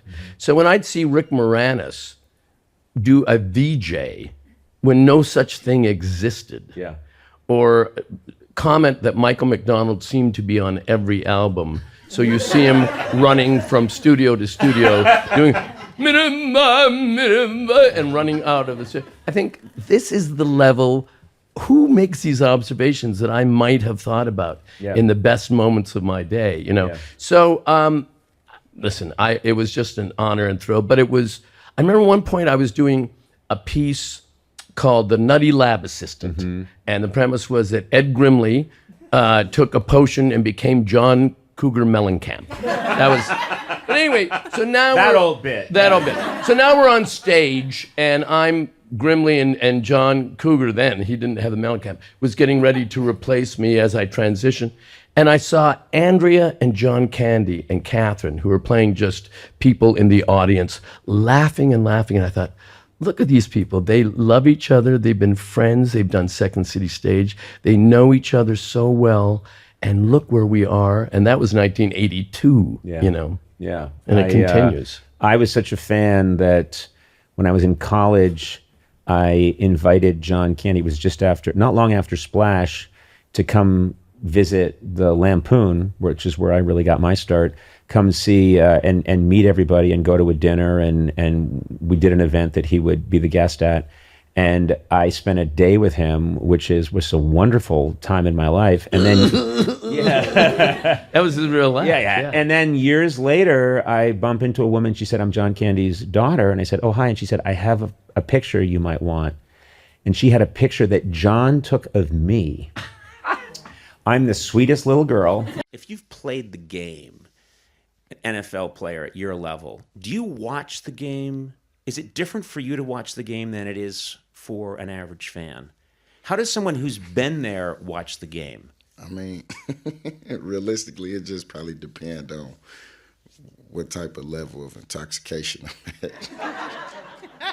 Okay. By the way, Marshawn, this is an intervention. This isn't these people here, they're not here to see the podcast. We all love you, and we're here for you, and we want the old Marshawn back. Oh, man. Oh, wait a minute. This is the old Marshawn. Yeah, man, just older. You probably know when someone gets hit, man, that one hurt. Hell yeah, most definitely. And it's usually the ones you don't see. But I don't know, when you get them piles, that's usually the ones that really fuck you up, because then you got to think you got maybe 1,000 pounds worth of people on top of you, and then depending on how strong and what they really doing, that adds another couple pounds and punches and eye gouges. So that is happening because that's another thing. I'm just fascinated to hear about this. But when you were at the bottom of that pile, and man, you were on the when they finally could catch you, there'd be 30 guys on top of you, and sometimes they just start to build a house on top of that. Man. Like they're like, let's build a 7-Eleven here while we're at it. Right here. And you're at the bottom. What are they doing to you? Are they really punching you and stuff? I mean, there's a lot of shit going on down there. Are people saying stuff? A lot of talking, all kind of shit be going on in there. It's like a little community down there. It's all type of shit going on. That's fascinating to me. I think I even bust a couple knocks down at the bottom of the pile a couple times, but it's just all kind of shit. And people were talking to each other and saying stuff? Yeah, like, what's up, bro? What we doing after the, you feel me, after the situation? Are we getting out? Oh, yeah, all right, I'll meet you over there. Hey, man. I liked it that big pile. The refs are trying to separate you guys, but while you're in there, you're talking about I found a really good sleepy time tea. I found one that just knocks me out. It's really good. Yeah, AKA Hennessy, if that's what you call your sleepy time tea. Okay, I'll hey, we going to go get some shots after this? Yeah, bro. But get your ass off me, motherfucker. And then, a lot of them, a lot of us be having close relationships too. So, hey, man, tell your cousin when I come back in town, I'ma holler at him. You feel me? Hey, make sure the kids know I said what's up. You feel me? Or tell moms I said what's good, bro. You feel me? All right, I'm gonna holler at you in a minute, boy. She at the game. She gonna be in the back. All right, I'm gonna pull up over there. It's all kind of shit. This is all happening while you're piled on top of each other. That's fantastic. So you've been diagnosed with bipolar 2. Yes, which is that's the easier sort of bipolar from what I've heard. So you've had a competitive conversation with someone who's bipolar 1. Yes. Oh, bipolar 2. Well, that must be a nice holiday. So you've never had psychosis. I was told to murder by my dog. Yeah. So, and you've been in several psych wards. You talk about that in the book? Just 2 different ones. Glendale Adventist Psychiatric Medical Center. I was in Psych West. And then I was at the Las Encinas, still in business. Do not recommend it. You just gave them a bad Yelp review. Well, no. I never give bad reviews. Okay. I always feel like Well, everyone's having a hard enough time. Okay. Here's the thing. The psychiatrist there, who has since retired, when I went in, I got to see a psychiatrist, which is amazing. And he not only, he Googled me during the session, but then played some of my act back to me and said, "Oh, you're pretty funny." Unless I say I'm Richard Pryor, and wait until I've left. If I'm having some sort of experience where I think I'm somebody else, just assume, well, maybe she's a comedian. Like maybe she is. Because I think I said I was a comedian, which is always a terrible idea to say in a hospital circumstance. But Isn't the first thing you get, tell me a joke? Yes, or where I've seen you, or, and all jobs have that sort of thing, I know I've heard people say, if, I'm an administrative assistant. Sometimes you don't get any questions. Right. And you have a lot to say. So when you go to these places and you're in that state, are you ever thinking about comedy or looking around and thinking, No. I mean, if you're having a emergency event for any sort of, whether that's a physical or a mental issue, you're not. No. You're in a completely altered state. Yeah, just no. I wanted to die. I was not feeling good. Yeah, so no, it's like something's broken, or you don't go. This pain. I know. Somebody take notes on this. I mean, maybe you are. I worry that I would, but I'm deeply like, how could I use this? But the pain you're describing, to be honest with you, is a pain I have not felt. Right, so yeah. I cannot relate. Yeah, I hadn't felt that either. I don't think I had felt that. Of just like your brain. I wasn't there. And that feeling of like, there's no me here. And, I just did not, like, every moment was excruciating. I was so grateful when they came around with the meds. I was just like, oh my God, knock me out with a hammer. And they don't do that anymore. That was the 60s. But that ended with the Three Stooges. But that was really nice. Like Jonathan Winters, I got to talk to him. Jonathan Winters, obviously, and we have younger listeners, but Jonathan Winters was, if you asked anybody from about, I want to say 1958, for decades after that, who's the funniest person in the world? I think maybe 7 out of 10 times you might hear Jonathan Winters. He was absolutely hilarious. He'd go on The Tonight Show. He was in movies. He was so funny. He'd take the air out of the room. And he had, what a lot of people didn't know is that he had, I think, flown bombing missions in World War II and had seen a lot of horrible things, and then had terrible problems with depression, and I think had to, either go away or be taken away at times. So he was someone who I that's so cool. I mean, I never got the chance to meet Jonathan Winters. which is a regret of mine. I saw him in a hotel lobby once, and I was too intimidated to go up to him. And this is when I was on TV, but I just thought, well, he doesn't want to talk to me.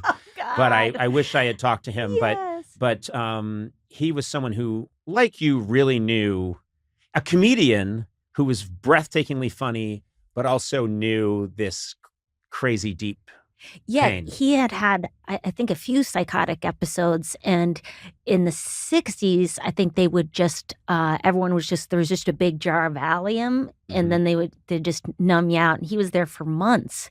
But my friend I have a friend who's friends of his, and I was so out of it. I was just like, he's like, I'm calling Jonathan. He'll tell you it's going to be okay. And I'm like, okay, oh God. Ah. I could barely talk, but he was like, oh, you have a good shrink. I said, well, yeah. So, well, just keep going. All I can do is keep going, which is really the only advice anyone can give you at It's any also time that in life. generation, Depression era, World War II, Yeah, you just keep fighter going. pilot, Yeah. keep going. Yes. Which sometimes is the right advice to get. Like, pull yourself together and keep going. Well, and I think that the experience of like a suicidal depression really has given me empathy for people in my life who have committed suicide. I think there's tremendous guilt, but also sometimes people are angry at people who committed suicide, and that you just don't know the level of suffering someone has experienced. And anyways, I don't know why I'm laughing. That's inappropriate. That makes you kind of a monster, I think. Well, ouch. Ouch. Ouch is not the appropriate response to me calling you a monster. Hitler, you're a monster. Ouch. Stalin, you're Satan. Ow. Oh, Well, that stung. Ooh. Spicy. You are constantly, I mean, just now you're talking, you're analyzing society, but also yourself, but also what does money mean? There's so much that you're thinking about all the time. And it all goes back to this, I wouldn't even say compulsion. Yes. To think and consider everything. Yes. And you talk a lot about OCD and how you've been battling OCD really your entire life. Yeah. I mean, now it's not so bad because, once you find out what the thing is, you go to it and then they go, oh, that's just that. And you go, oh. Once you put a name on it. Yeah, once you put a name on it. You take away its power. Yeah. Yeah. So, I have intrusive OCDs, which usually are taboo thoughts. So whatever is taboo in your society, When you were a kid, Yeah. you told your mother. Yes. Because it's in the book, you told your mother that you had these thoughts of harming the family. Yes. And she said, Honey, it's okay if you're gay. All right. Well, now you just added a whole new set of. Yep, that's how a gay person comes out. I'm thinking of murdering the family. Yeah, and somehow being homosexual was worse in the 80s than being a serial killer. Right. Like, why can't you be more like Ted Bundy? He's heterosexual. Now, Yeah, at least like the ladies. you say that your mom, because you talk a lot about your mom, and you talk about how she was kind of, you think, one of the catalysts or one of the maybe moving forces behind you getting into show business. Totally. Why? My How? mom, she loves things that are shiny, but she also, and this is something I realized after she passed, I always thought she had like style, like she knew what was the best thing. And now I realize, she just chose to see everything she got as the best. So Yes. This microphone is just darling. No, you can tell it's quality. It's made, it's handcrafted by someone in the water. Oh, I love it, Conan. I love it. I'm a lucky kitty. But that's actually a lovely quality. Yes. And So how does that translate into you wanting to go into show business? well, because she was often distracted, which I think may have been a result of not getting enough calories. But, always sort of like, it needed to have some shine on it. So my sister became a physician. That seemed to get her enough attention. Like, oh, well, my older daughter is a doctor, and she has 4 children with her husband, Mark. And then, and then it was sort of me on my end. It was quiet for a number of years. Well, Maria's just figuring it out. She's just figuring it out. But like, oh my God, as soon as, she has been, the first TV spot I got was on your show, That's in 1999, I think. Yeah, you came on late night. Conan. She's on television. Like, she would just light up about, consumer or anything with she loves status. I've talked about this, I think, before on the podcast, but I have this picture on my desk that someone took when I was at an event. It was my parents. It's probably like 15 years ago. And it's both of my parents laughing really hard because I'm on stage in the picture. I'm not in the picture. It's just both my parents laughing really hard. And I asked, someone showed me that picture and I said, could I have that? And I framed it and I keep it on my desk because if anyone ever needs the reason why, and it's very primal. But it is, see those 2 people that made me laughing? That's why. That's why. That's the whole thing. And as you know, I'm wondering if it's, in your book, you make it clear that when you get up on stage and you get that kind of approval and laughter, it does resonate because you've felt it before. It's when you were a kid and your parents were going, yay, get on the box for Papa. Yeah. It's the same dopamine hit. Oh, it's just delightful. I don't know if anybody's heard of Suzuki violin, or it's a way people teach their kids music, and it came out of Japan. And it all is all about, if you teach a kid early enough, they can do anything. So you start at 2 years old, you will have a weirdly, talented, whatever it is. Very unhappy. Yeah, perhaps unhappy, dependent on malformed hands. But you can, kids can do anything. So, and you talk about this in the book because you did Suzuki violin. What age did you start? 3. Now, whose idea was it? Your mommy or dad? Well, they said, honey, you can do dance or violin. And I didn't really know what either of those were. Yeah, you're 3. I was 3. So I said, why not the V sound? And then started doing that. No, little did I know what she said, which I didn't understand that either. She said, you cannot quit until you're 12 years old. And I didn't understand time and how that worked. But the great thing about that, it kept me off the pipe, off the pole. And also... Actually, it's something you could use on the pole. Yeah, and also something you should start at 2 or 3. Right. Yeah, to get really good. You want to work out those muscles on the pole. But kids are incredibly malleable, and if you look as a parent that you're pleased at the actions that they're performing, whether that's factory work in a chicken parts situation, or you will do it. You will continue to do it and get better. How good did you get at piano using this method? Piano, violin. Yeah, It'd be funny if you got really good at the piano. That'd be very strange. Weirdly good, where you go, oh, wow, that's crazy. Where I think I got to book 8 out of 10, and I went to the Interlochen Music Camp, International Music Camp. Did it give you any joy? Not really. I did not enjoy it. The part I liked was getting up on stage. I liked that part.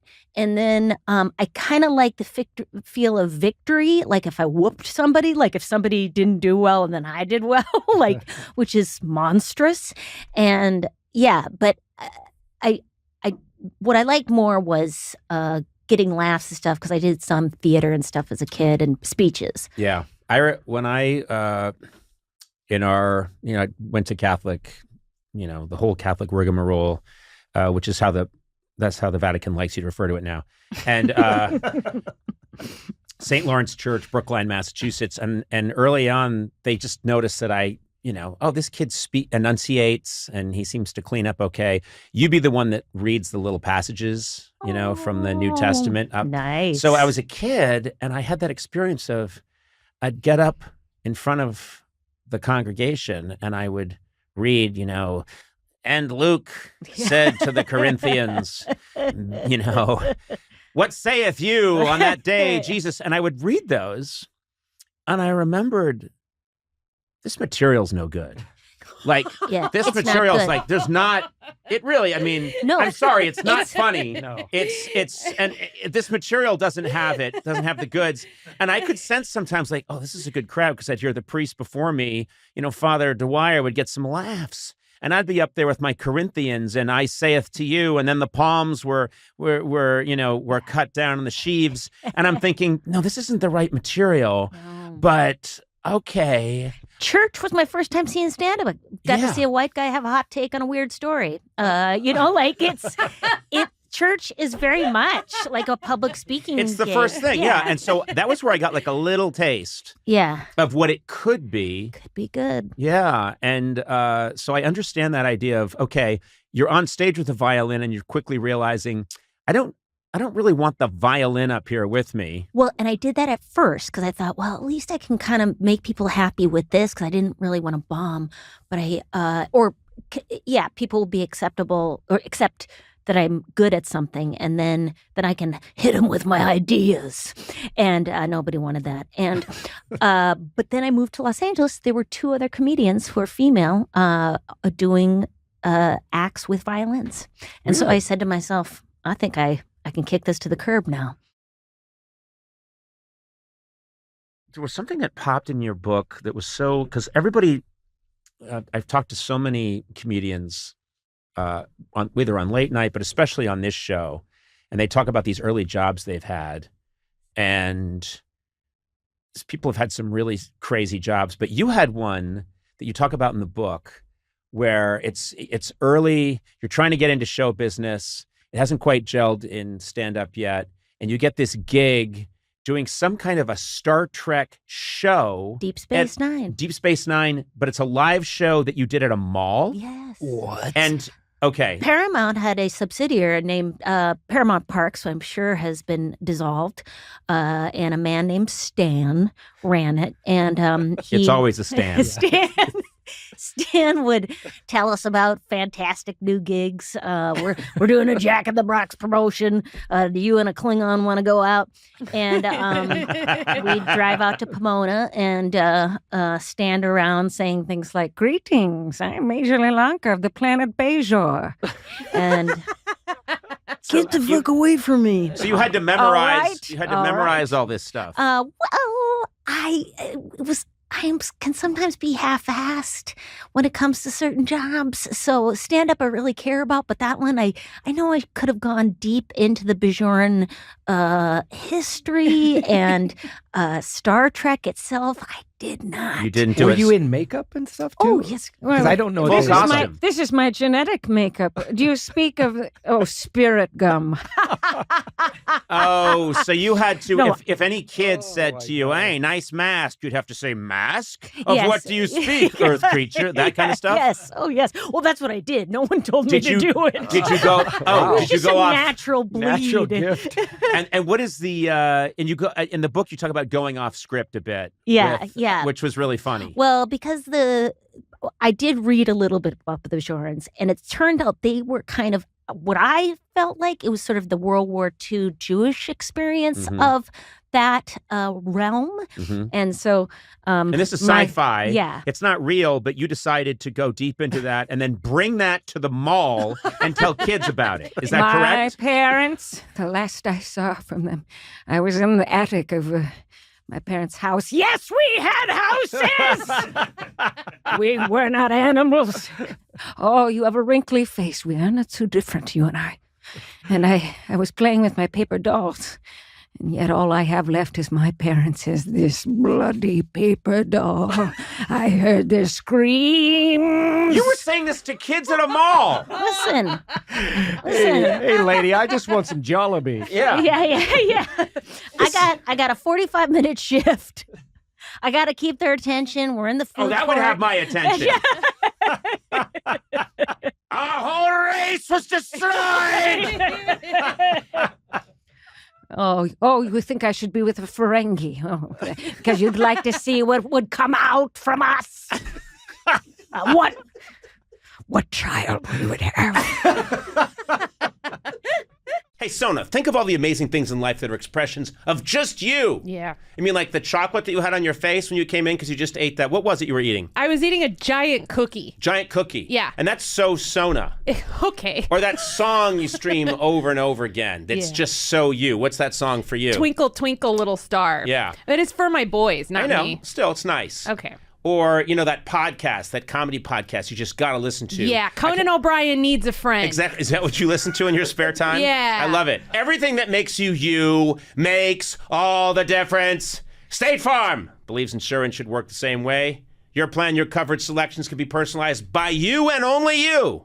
Cool. I shouldn't shout, but this is how strongly I feel about it. You got so aggressive. The ability to choose the plan you want by picking the options that fit you, like choosing to bundle your home and auto policies, is what the State Farm Personal Price Plan is all about. Getting the coverage you want at an affordable price just for you.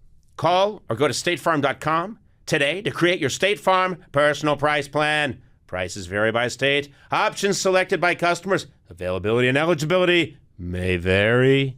Think of all the emotional damage you did. Think of all the kids out there right now that are going to be stand-ups and write books like yours because they went to the mall one day. Oh, there's a fun alien. How dare you look at me? I was molested by a Gorgon. 9 tentacles it was.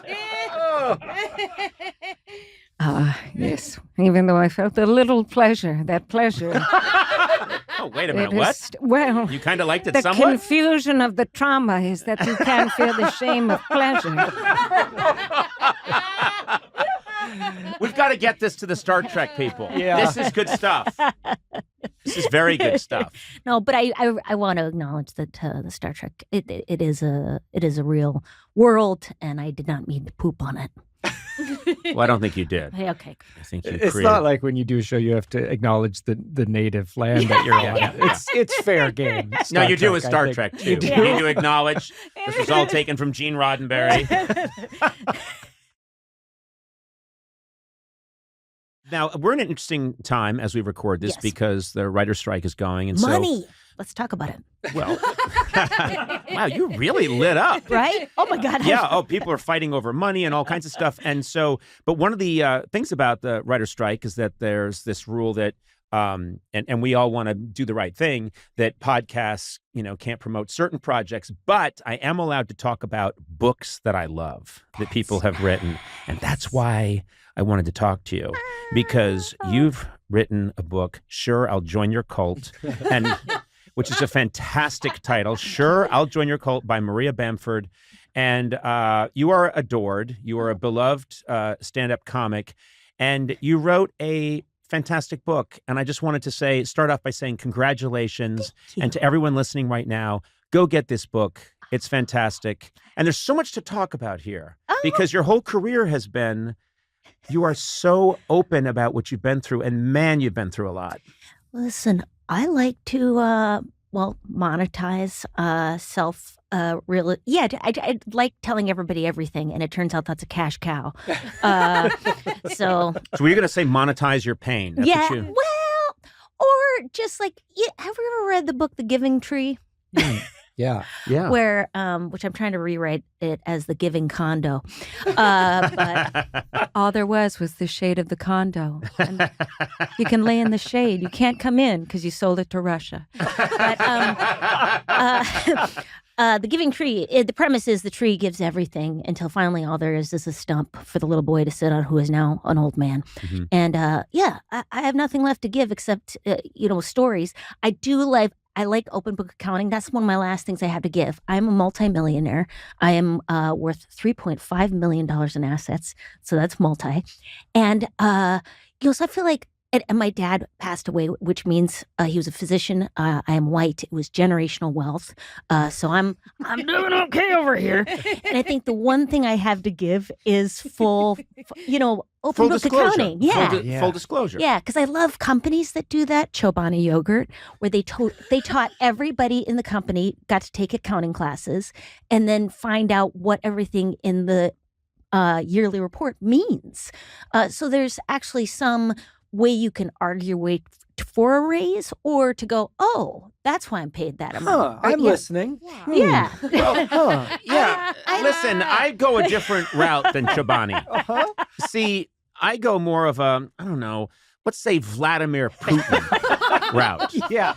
It's no one's business how much wealth there is in the walls of the Kremlin. No mysteries. And, mysteries. yeah, if people ask any questions, they just go away. Yes, And there's so a lot of that's kind of- poison in the muffins. Yeah. Oh, by the way, Gourley, have a muffin. Wipe my doorknobs before I use them. And I put that in the book, like I put in a financial bit of like because I find this stuff fascinating, and not because I know anything. Like I don't know anything about money, nor do I know if I'm doing the right thing or the wrong thing. But it is such an emotional topic. Yep. I find it. People get so mad or so embarrassed or so ashamed, including myself. Like every time I see my accountant, I'm just like, it doesn't matter what they're saying. Oh, you earn the same amount. Oh, how dare you? It doesn't. Yeah, it's the emotions don't match the numerics. It's interesting. It flips. It can flip so quickly from the flip between gratitude that you have something and rage that you don't have more of that thing is so instantaneous, and it's such a human thing. Yeah, or somebody asking, have you ever been asked to do something for free? Oh, yeah. Which sometimes, if I think, like sometimes, let's say, and this is a current shtick I'm working on, but Grimace, who I know Grimace, it doesn't even matter who the person is, but sometimes you get a text from a famous person at around midnight on a Saturday night who says, in sort of a business, you up? And let's just say it was Grimace, which is the liminal space between the Hamburglar and Mayor McCheese. Yeah, I remember Grimace. He was lovable. Wasn't he was the big purple guy. Purple Mountain. Yeah, purple. But didn't he represent the shakes, the milkshakes? Well, didn't they just put out a Grimace shake in commemoration he's of his having a birthday moment. or something? Yeah. No, he's definitely doing well. Grimace is finally having his moment. Yeah, and I love Grimace. Yeah. But then Grimace said, "Hey, do you want to work on this thing tomorrow?" And wait a minute, Grimace, the character from McDonald's? Well, it's a placeholder. It's a placeholder for someone I know. Vladimir Putin. Oh, Let's just say it's Vladimir I Putin. see. Okay. You could have just said someone I know. Why are we talking about Grimace? Because it has to have the weight and the celebrity and the authority and the fear involved, the anxiety involved of meeting someone as powerful as Grimace face to face in your own living room. Yes. Like there's some sort of like your knees shake a little bit. I also, the minute you said Grimace, I know what celebrity you're talking about. But go ahead. So I texted all my friends in Debtors Anonymous, which is a 12-step program, which is a lot like Tony Robbins. If Tony Robbins was a small, it was about 4'9", and talk like this. Anyways, but and I said, you know what? I really want to get paid for this, and so I asked Grimace for about $800, and $300 was to pay the venue that he wanted to use in my neighborhood. $100 would be the tips for the barista to keep it quiet. $100 for the person who we were going to commandeer into doing something with us, and then $300 for myself because I have an addiction to clogs. Anyways, this all sounds. By the way, this all sounds very reasonable. Reasonable. Yeah. So now Grimace, who I adore. I think the way he paid out the money was in hundreds in a very slow fashion. Passive aggressive. Yeah, in a way that suggested he did not have the money. And I know that's not true.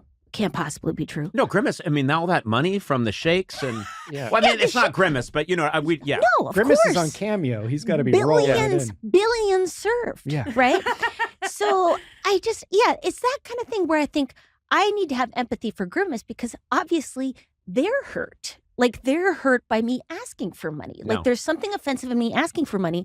And then, and also it's just interesting whether or not it means anything. For a charitable event? No. Oh, okay. That's so different. Oh, wow. I do a lot of things, and I don't want to, shoot my own horn, but I give and give and give. So many charitable causes, but that I get. I understand. Sure, I'll show up and do the thing. And here's my argument with charity gigs.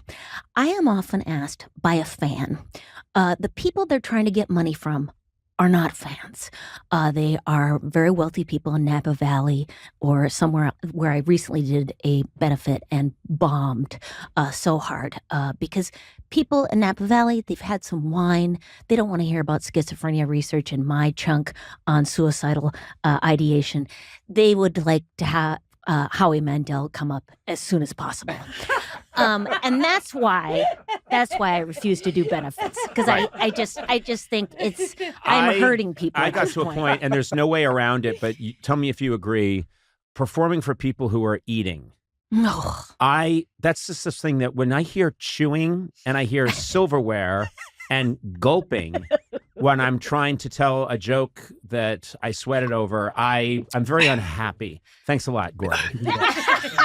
Gourley's also eating a massive cobbler right now with a big wooden spoon. Yeah, it feels sad. And if there's, I don't know, if some people are enjoying themselves, for me, I feel like it's like a gig where it's like combat duty where I'm like taking a bullet you are. For somebody. And so it's like, it's unnecessary and everybody's suffering.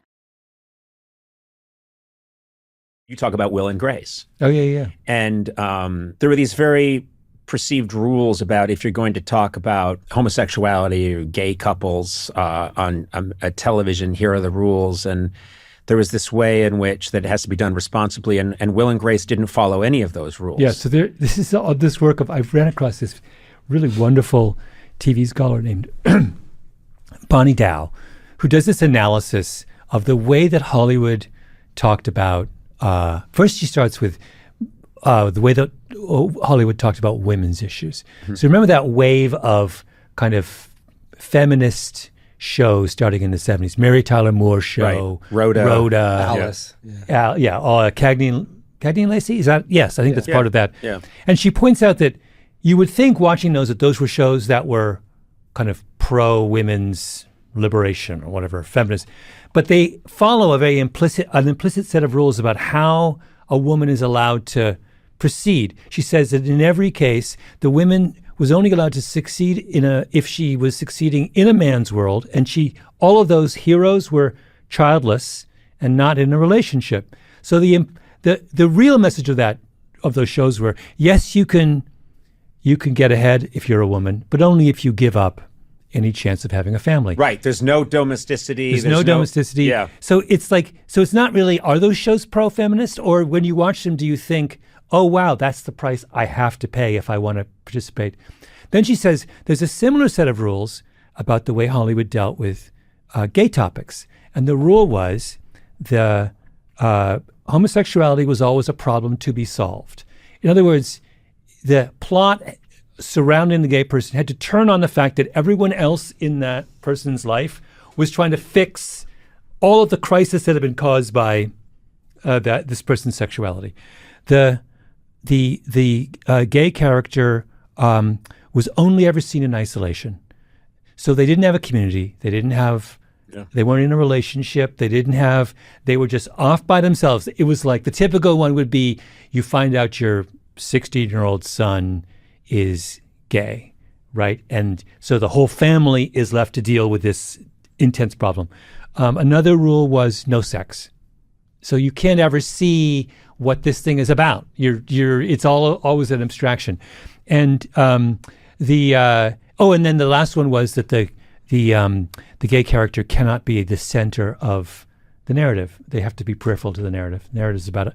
So you add these up, and you could watch a made-for-TV movie that might be on its face, might be quite sensitive and sympathetic to the gay character, but all of these rules are telling the audience that this guy's off in the margins. He's on the fringes. He's incapable of participating fully in modern life, right? So, and there's a wonderful book, this film scholar does a book where he looks at every single film from 1940 to 1975 or 1980 that had a gay character.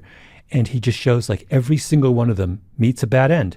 They either are killed, commit suicide, end up in prison, or like every single one. There's like 48 characters, and like every one of them.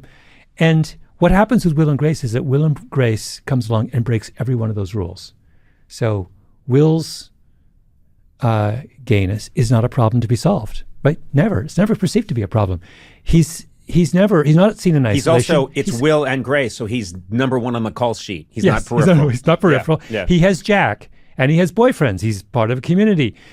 Go on and on and on. He's a center of the show. He's not. And the effect of that. So if you're someone who's watched TV your whole life, and all you've seen is gay characters in this very specific context where there's something deeply problematic about them, and all of a sudden you're exposed to a show where there's a gay character and there's nothing.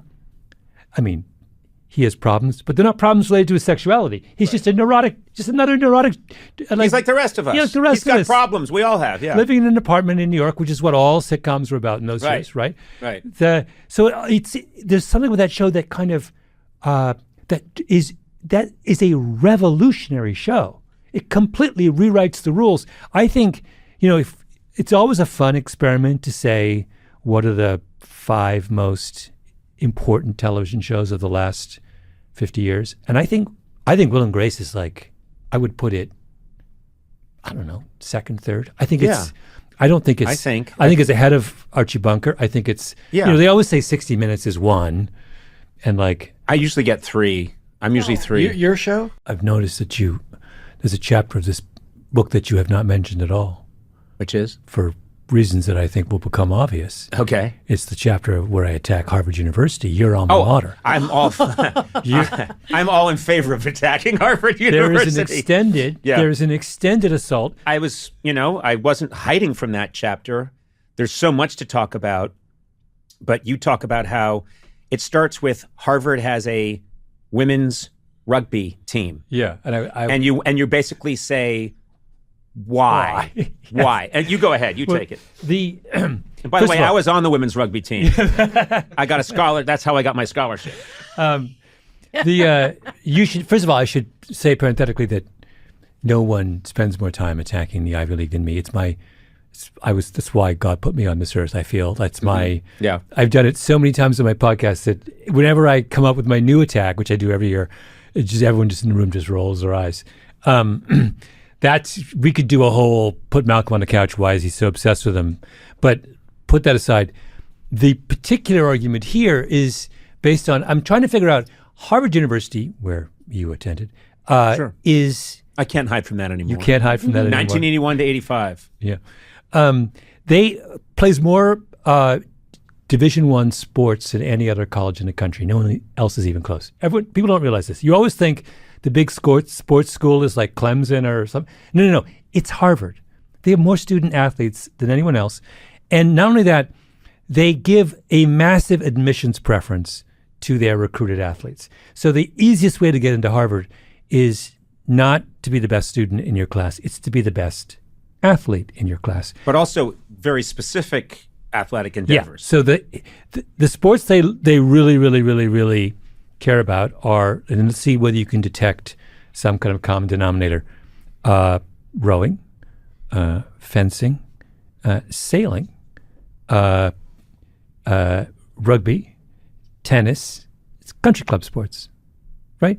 So I do a whole chapter on why would they bend over backwards to participate in all of these country club sports, and not only that, to give basically to do an affirmative action program for the athletes in the sports.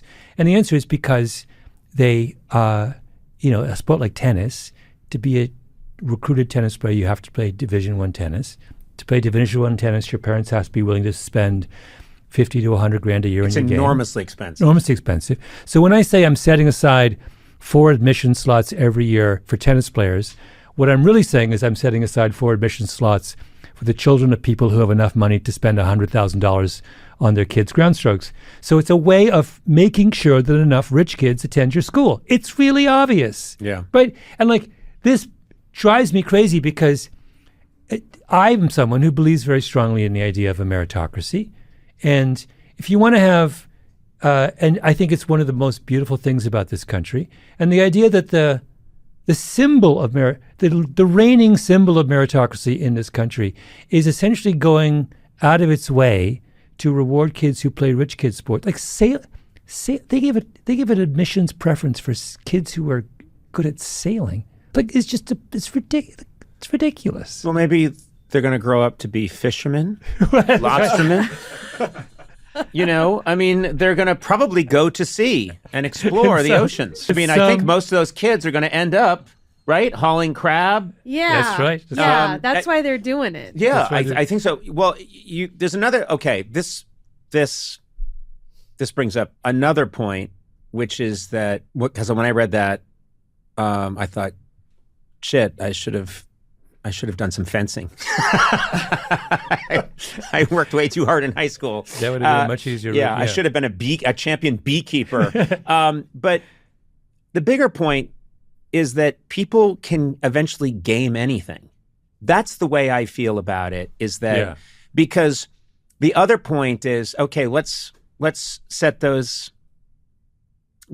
all the rich kids who are playing those sports aside and say, okay, we really want it to be a meritocracy, so we're going to have it be about the SAT. Mm-hmm.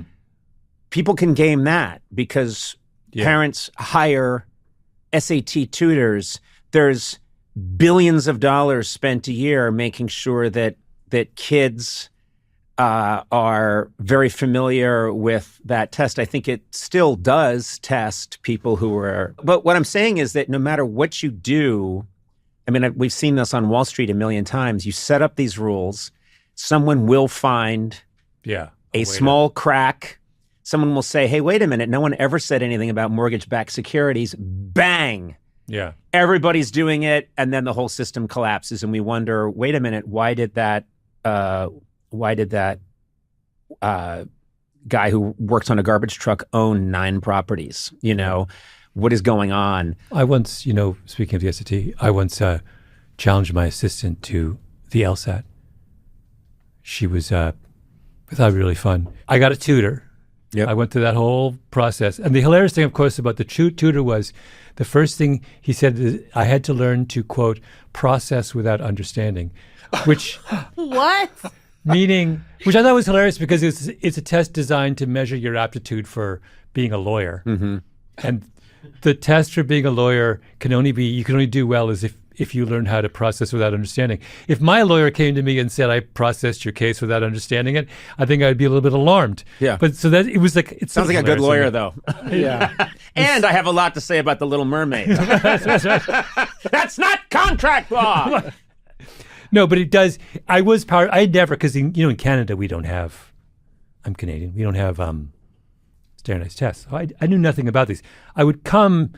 I moved to America after college, and I hear people talk about the SAT, and it sounds like some kind of strange holy rite, And I was so kind of curious that at a certain point in my life I decided I had to do. And I went. And I sat in that big room with hundreds of other people. I was the only person over the age of like 25, and I ended up tying my assistant. Oh, okay. Which I thought was good.